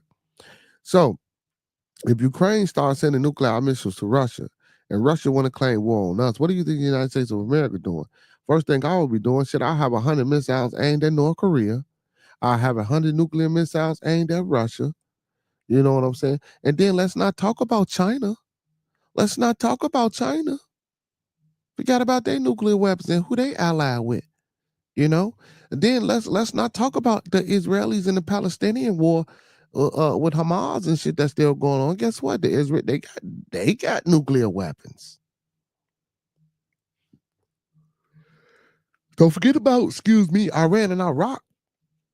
Even though a lot of people like to say, you know, saying we ran in there under false pretenses because there were no weapons of mass destruction. I think that's some bullshit. We know damn well it was weapons of mass destructions in that country, but I don't think that's what we went into that country for. We didn't go into that country for no damn weapons of mass destruction. Let me tell y'all something, man. Yeah, it's weapons of mass destruction all across this motherfucker. I think so, in my opinion.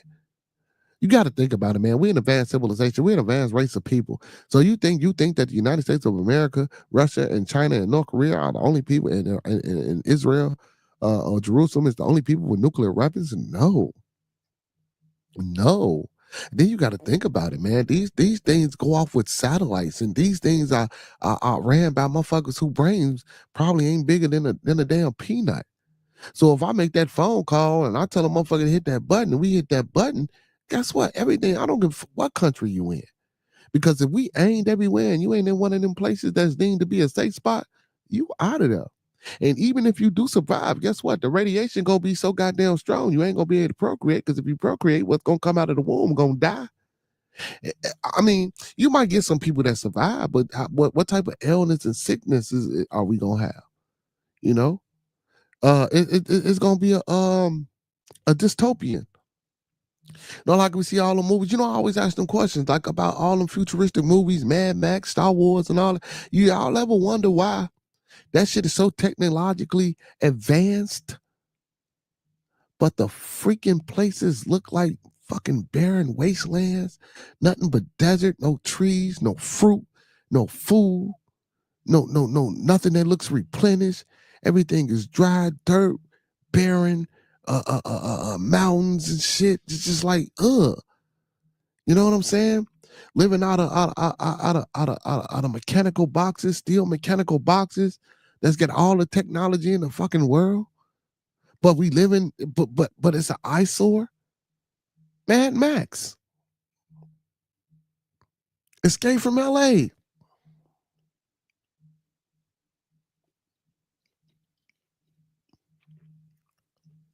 So once them bombs get to going off, Miss Cece, and anybody, listen, I'm not not a military professional.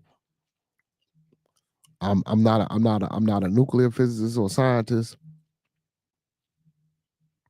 But from what can be researched and from what can be studied, if we were to go to World War III and it was to be a nuclear war, I think the number is like 75 million.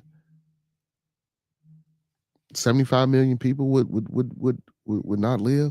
Let's see. Matter of fact, let's do this. I want to do this before I get up out of here. Let me ask this. First, let's see this.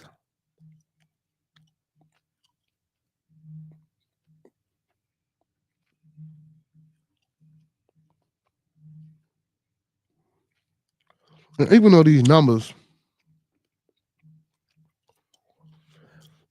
might not be, you know what I'm saying, officially correct numbers.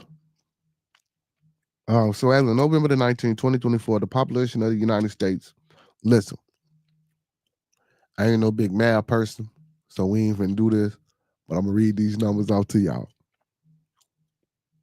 346 139-033. Now, y'all at home can put them motherfuckers in a proper tens, ones, hundreds, thousands, and all that place. And y'all can figure out what it is on y'all own. So 346, 139, 033. Period. This makes the United States, what they say, this makes the United States the third most populated country in the world, behind China and India. Now, mind you, so those numbers are just the numbers that are in the United States. So that's for the United States, right? Right?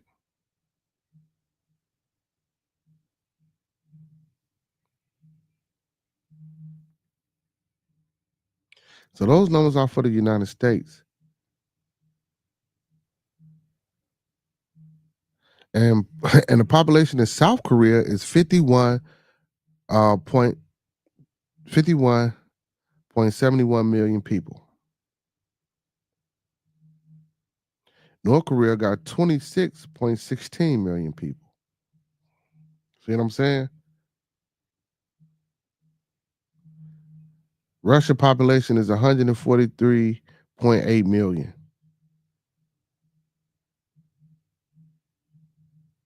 All these places that I'm looking up have nuclear weapons, allegedly.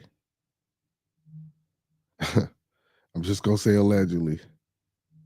I've never been to any of these places to see if they actually have nuclear weapons. Yeah, okay, 346 million. Yeah, okay. So China population is 1.14 billion. See what I'm saying? All these places have nuclear weapons.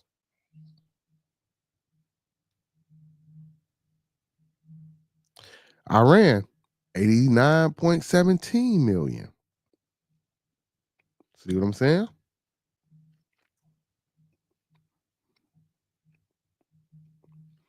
Iraq, 45.5 million. So you have to think about it. If all these places that supposedly got nuclear weapons and they let out these weapons and they let out these missiles, man, how much turmoil, how much damage? I don't give a hell what country you in, because down there every country got them. Every country got them. It's if I could just get everyone in the U.S. to donate $1 to me.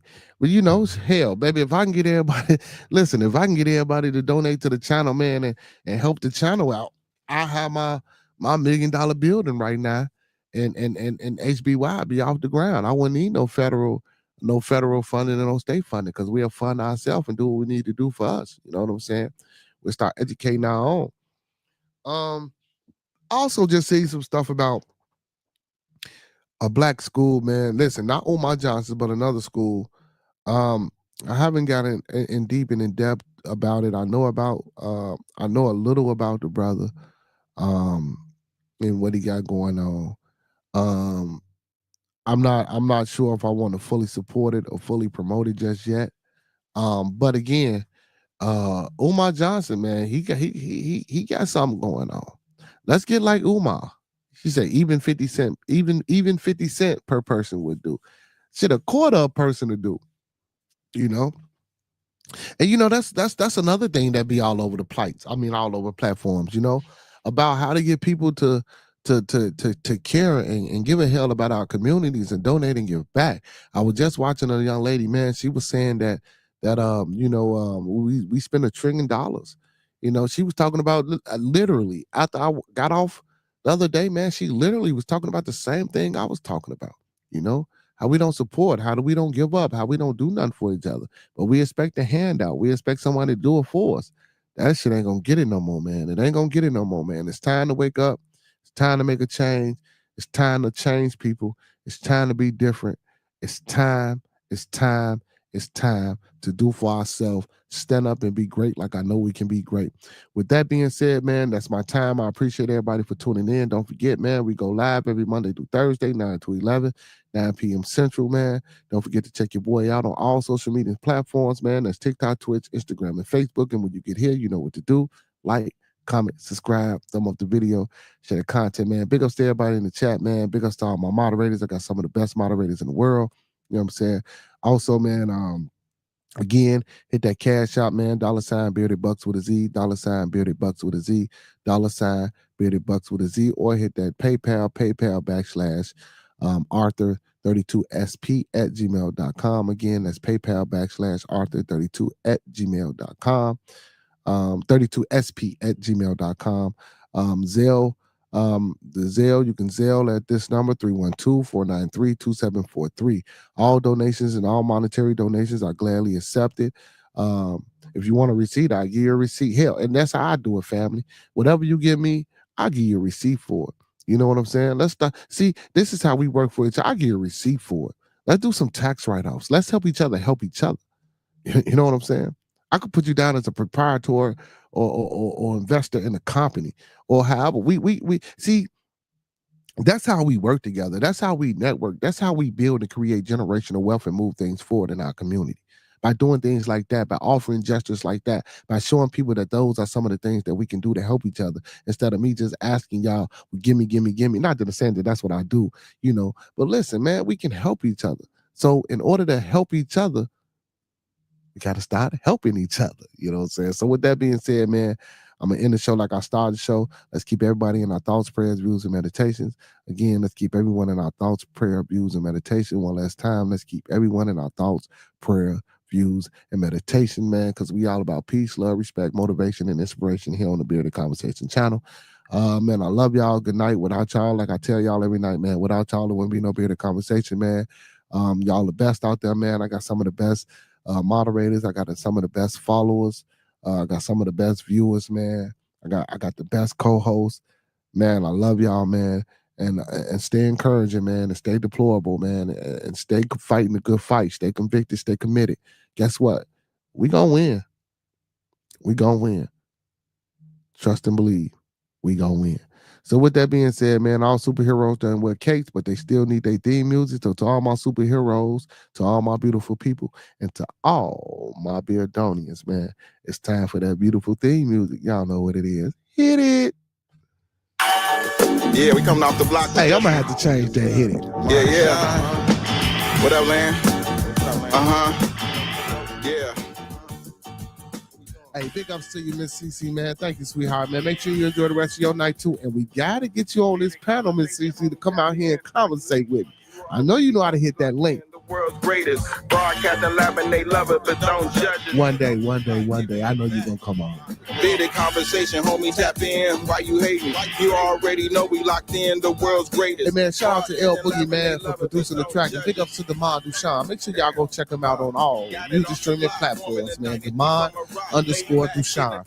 Hey, cut that down. Don't be laughing, Miss CC. You won't bring your ass up on this panel. Conversation opportunity keep knocking like child support payments. Started from the bottom like basements. Now we famous. Podcast official. The topic will probably hit you from a distance like a pistol. Subscribe so you can listen to survival of the fittest. We talking about rolling like a dealership, managing several businesses. T-shirts, podcast. No, you don't need a membership. Y'all know what it is. Check your boy out every Monday through Thursday, 9 to 11, 9 p.m. Central, man. Hey, talk black to me, y'all. Same black time, same black channel. Chicago topics, worldwide views. We supersonic, big gangers, conquer, circle back round like every week. Tell a friend off the block is where we meet. Bearded Conversation, homie, tap in. Why you hating? You already know we locked in the world's greatest. Broadcasting live and they love it, but don't judge us. Got it off the block, giving it back. Don't forget to check out that webpage, www.odb-beardgangapparel.com for any merchandise, Bearded Conversation, Beard Gang, or any off the block apparel. Come on. The hood lovers, broadcasting live. Hey, y'all know what I say, man. Those that fuck with us, fuck with us. Those that don't, fuck with us anyway. Off the block, giving it back. Got it off the block, giving it back.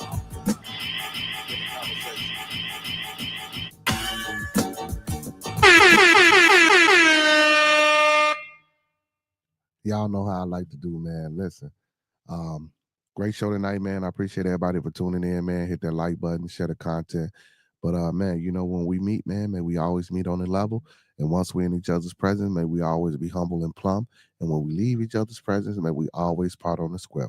With that being said, man, hey, without y'all won't be no bearded conversation, man. I love y'all. Good night and peace. Hey, don't forget to tune in tomorrow for Wild Ass Wednesday.